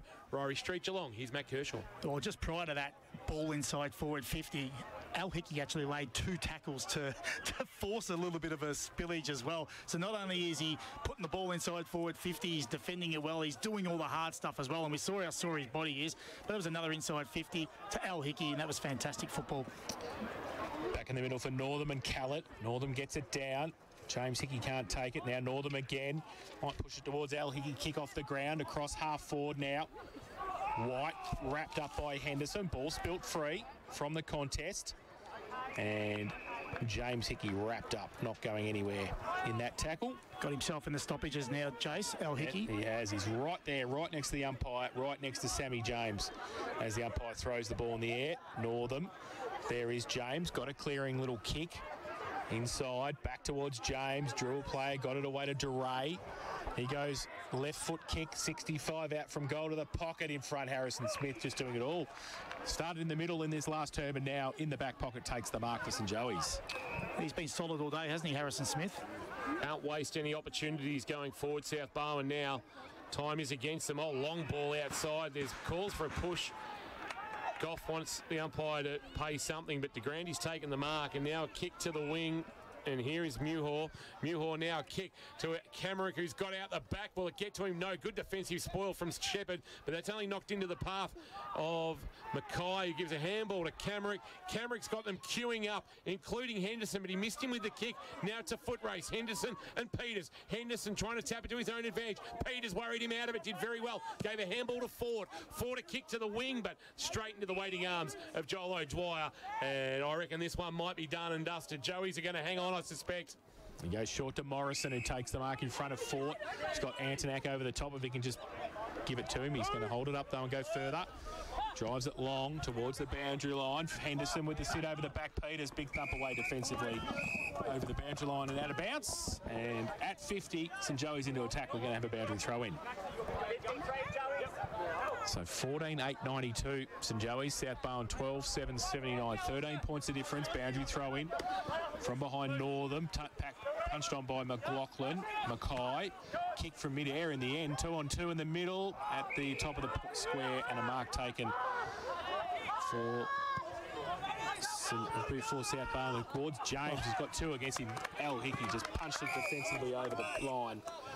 And it will be another boundary throw in front of the best seats of the house, thanks to APCO Cafe 24/7. Best 41st player I've seen in the comp. Best. Best. Ball back into play. Northam. And sure, Kellett, gee, I tell you what, Kellett was going to get a free kick there. Northam's come at the ball again, and we will get a ball up. So 55 out from goal. Northam and Bell, and I reckon there's a sense of inevitability about this one. Bell from behind winning the tap down. Mulroney jamming it on the boot towards the wing. Over the head of Noble. Al Hickey there again. Went to ground. Chance for Caldu. Handball to Broughton. Broughton had to come to the boundary line to Ford. Ford under pressure. A quick kick away, and judging it best off the boot was Chaplin. Umpire paying a mark. Bosley saying it was touched off the boot. And he went to lay a tackle. He did.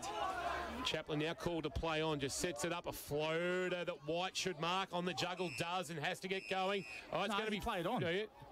Now, what's being paid here? 50. 50-metre penalty. He got that wrong. A 50-metre penalty. He got that wrong, umpire Brown. So that will be a 50-metre penalty, and White to keep the door ajar for South Barwon. Todd White, not a noted goal kicker, playing his 19th game for South, the Koroit recruit. Only the 1 goal last year in his first season. He'll start it right. He'll work it back enough, will he? Yes. So they're back within 7, and they stay alive at the 25-minute mark. It won't be a long quarter. We haven't had a great deal of goals, but they move to 13-7-85, trailing St Joseph's 14-8-92 in a cracker on Anzac Day on K-Rock Football. That's a big call. How's that point going from before? Exactly right. That's a big call, and I'm not afraid to say he got that one wrong, but anyway, we move on, and it's, what is that, 26 minutes gone. What do you think it'll go to, 28? Yeah, we've only had the 5 goals. Yeah, okay. So maybe 28. Back to the middle, Mackay. Still plenty of time. Bell gets it down. Mulroney roves it. A little toe poke. Antonak comes across on centre wing, does well. Traps it. He gets a long right foot kick, but Goff read it the better and took the mark. Northern was nowhere near him there. He chips the ball short to Hughes, running off half back, goes to the middle of the ground. Ford looks like he's forward, but coming the other way was St Joey's defence. Al Hickey, as usual. Henderson on centre wing tries to measure the pass towards Camrick, who's got to get past the work of Cunningham. He dives over the top and gives a handball away to Henderson, who kept going, pushed out in front, and it's a good pass to Hovey. And Felix Henderson did a great job there. Camrick in support, and Josh Hovey will take every bit of his time here in the left forward pocket. There's a little bit of Roman Greco wrestling between Camrick. There's a lot of falling over and carrying on now. There's a lot of tired bodies out there. I wouldn't want to be stuck on the wrestling mat with Ben Camrick. No, I don't either. So Josh Hovey has kicked 1. He's about 40 out from goal. Left forward pocket. Just puts it out the top of the square to Grandy. Northam can't take the mark off hands. Goff kept his feet. Pushed it through for a rush behind. Oh, de Grandy wanting the goal, but he didn't get it, and through for one behind. They play on quickly. Shepherd plays on from fullback for South Barwon. They just need to attack now. The Swans goes towards the middle of the ground. Kellett takes the mark. Got it. Back edge of the centre square, the skipper. He goes short to Madigan. Madigan will swing onto that left boot. He just needs a mark inside forward 50. Where's Bosley? Good defensive spoil. O'Dwyer, front of the pack. Harrison Smith to clean up for St Joseph. Carmody, big wrestling move. Dumped him too high, according to the umpire. And that may be it. An advantage will be paid, will it? No. It'll be Smith to get back off his mark as we approach 28 minutes gone. Port Phillip Ferry's time clock. Kick from Smith to the wing. Looking for Mackay, can't mark, back of the pack, Goff, handball underground. Looped over the top by Mulroney, or Duray, I should say. Now Goff trying to get a handball on. Chance here for White. Kicks on his left inside forward, 50 off the hands of Morrison, who's gone back. Done a little switcheroo there with Morrison and Hovey. And we'll get a boundary throw in left forward pocket. About 25 around from the left hand behind post. So you just have to score from this stoppage to be any hope. South Barwon. Boundary throw in. They've been good in this area. Hocking up against Fort in the ruck contest. Hocking to get it down. Through the middle of the pack. Hocking got it away by hand. Ball close to the boundary line. Mark taken Duray on the boundary line. 45 out, plays on quickly. Right foot kick. Top of the square. Mark required. Fort got hands to it. It's off his hands and through for one behind. So another behind to South Barwon. Back to 7 points the difference. 13-8-86 South Barwon. St Joey's 14-9-93. Buckley to bring the ball back into play. An important kick in here. Just wanders into the right back pocket with no real pressure on him. Sends it long to half back. McGrandy from about 5 deep had to go at trying to mark over the top of a big pack. It's at the front of that pack now, and we'll get a ball up. Last man up is Duray. Oh, in fact, it's Shepherd. We'll get an umpire throwing it up. Tap down Bell. James the roving. He's worked his backside off today. He sure has. And the tackle laid. He would have nearly snuck into my votes, but just outside. Tap down Bell into space. Quick kick forward. Jammed on the boot. Might have been Shepherd, but they'll come back the other way, St Joseph's. And Grandy plucks one from about 4 deep. He just, like tentacles. His arms reached out, Inspector Gadget style, and he holds things up, goes wide to Northam, and you would suspect that is it. They played 30 minutes final term. Port Phillip Ferry's time clock. Ollie Northam called to play on centre wing.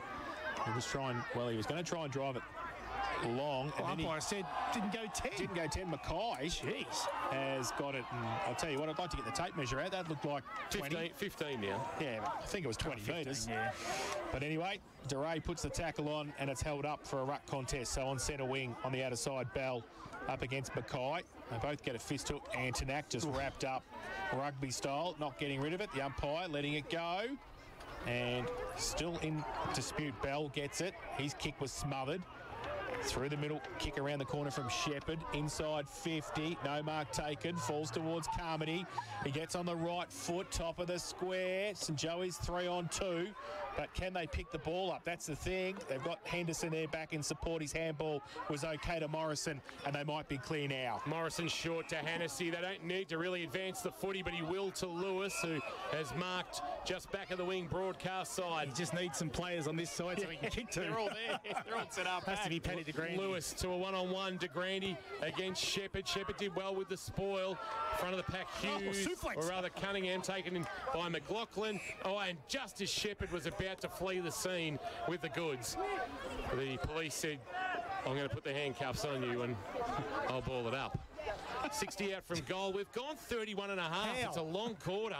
Tap down Bell, rolling ball towards the boundary line. Peters will see it out. Sadistic timekeepers here. I can't understand how we've gone this long. So we have had just the 5 goals kicked. There hasn't been any great stoppages. Nothing. For anything. And the boundary throw in. Over the ruck work, Mackay. Enjoying the contest. Tracking the ball is Camerick, and he's going to give away a free kick too high, but it's all said and done here on Anzac Day. St Joseph's dominance continues of the South Barwon Football Club. Make that 9 straight on April 25 and 16 straight overall, dating back to the start of 2014. They just can't get over that St Joseph's hump, South Barwon, and Joey's have won an absolute cracker on our most special of days. What a game of football. Absolutely treated to a footy fiesta this weekend, but to finish it off with that standard of football, unbelievable. 14-9-93, 13-8-86. We're into the 5th quarter. Thanks to the Sandman Mattress Factory. Sleep better with the Sandman's 2-sided mattresses, made to outlast any other. Torquay Road in Grovedale. Rebecca and Brett Trenery and all the team at the good people of the Sandman Mattress Factory. The goal kickers this afternoon: Ollie Hennessy kicked 4, Hunter Lewis kicked 2, Eloise Antoinette kicked 2, the best person Joey's, while there was 3 for Jackson Carmody and 2 for Lockie Noble, a bunch of individuals for South Barwon. I'm heading out into the ground for the presentation in the middle. I'll leave you in the capable hands of Jason Doherty, and we'll bring you that medal presentation very shortly. Yes, we will. So a great finish to the game here at McDonald Reserve, as we said, throughout the day. Massive crowd, and we're going to do the presentation shortly. We're going to take a break and gather our thoughts, Gather our thoughts. I know we need to take a breath, don't we? Oof. It's a massive game of football here this afternoon, Anzac Day. We won't be as puffed as them, though. I know. There's a few boys out on their feet out there. So Joey's 14,993 defeated South Barwon 13,886. Try the all-new Chimichanga Jaffle today at APCO Cafe 24/7. We've got you. Live, breathe, K-Rock football.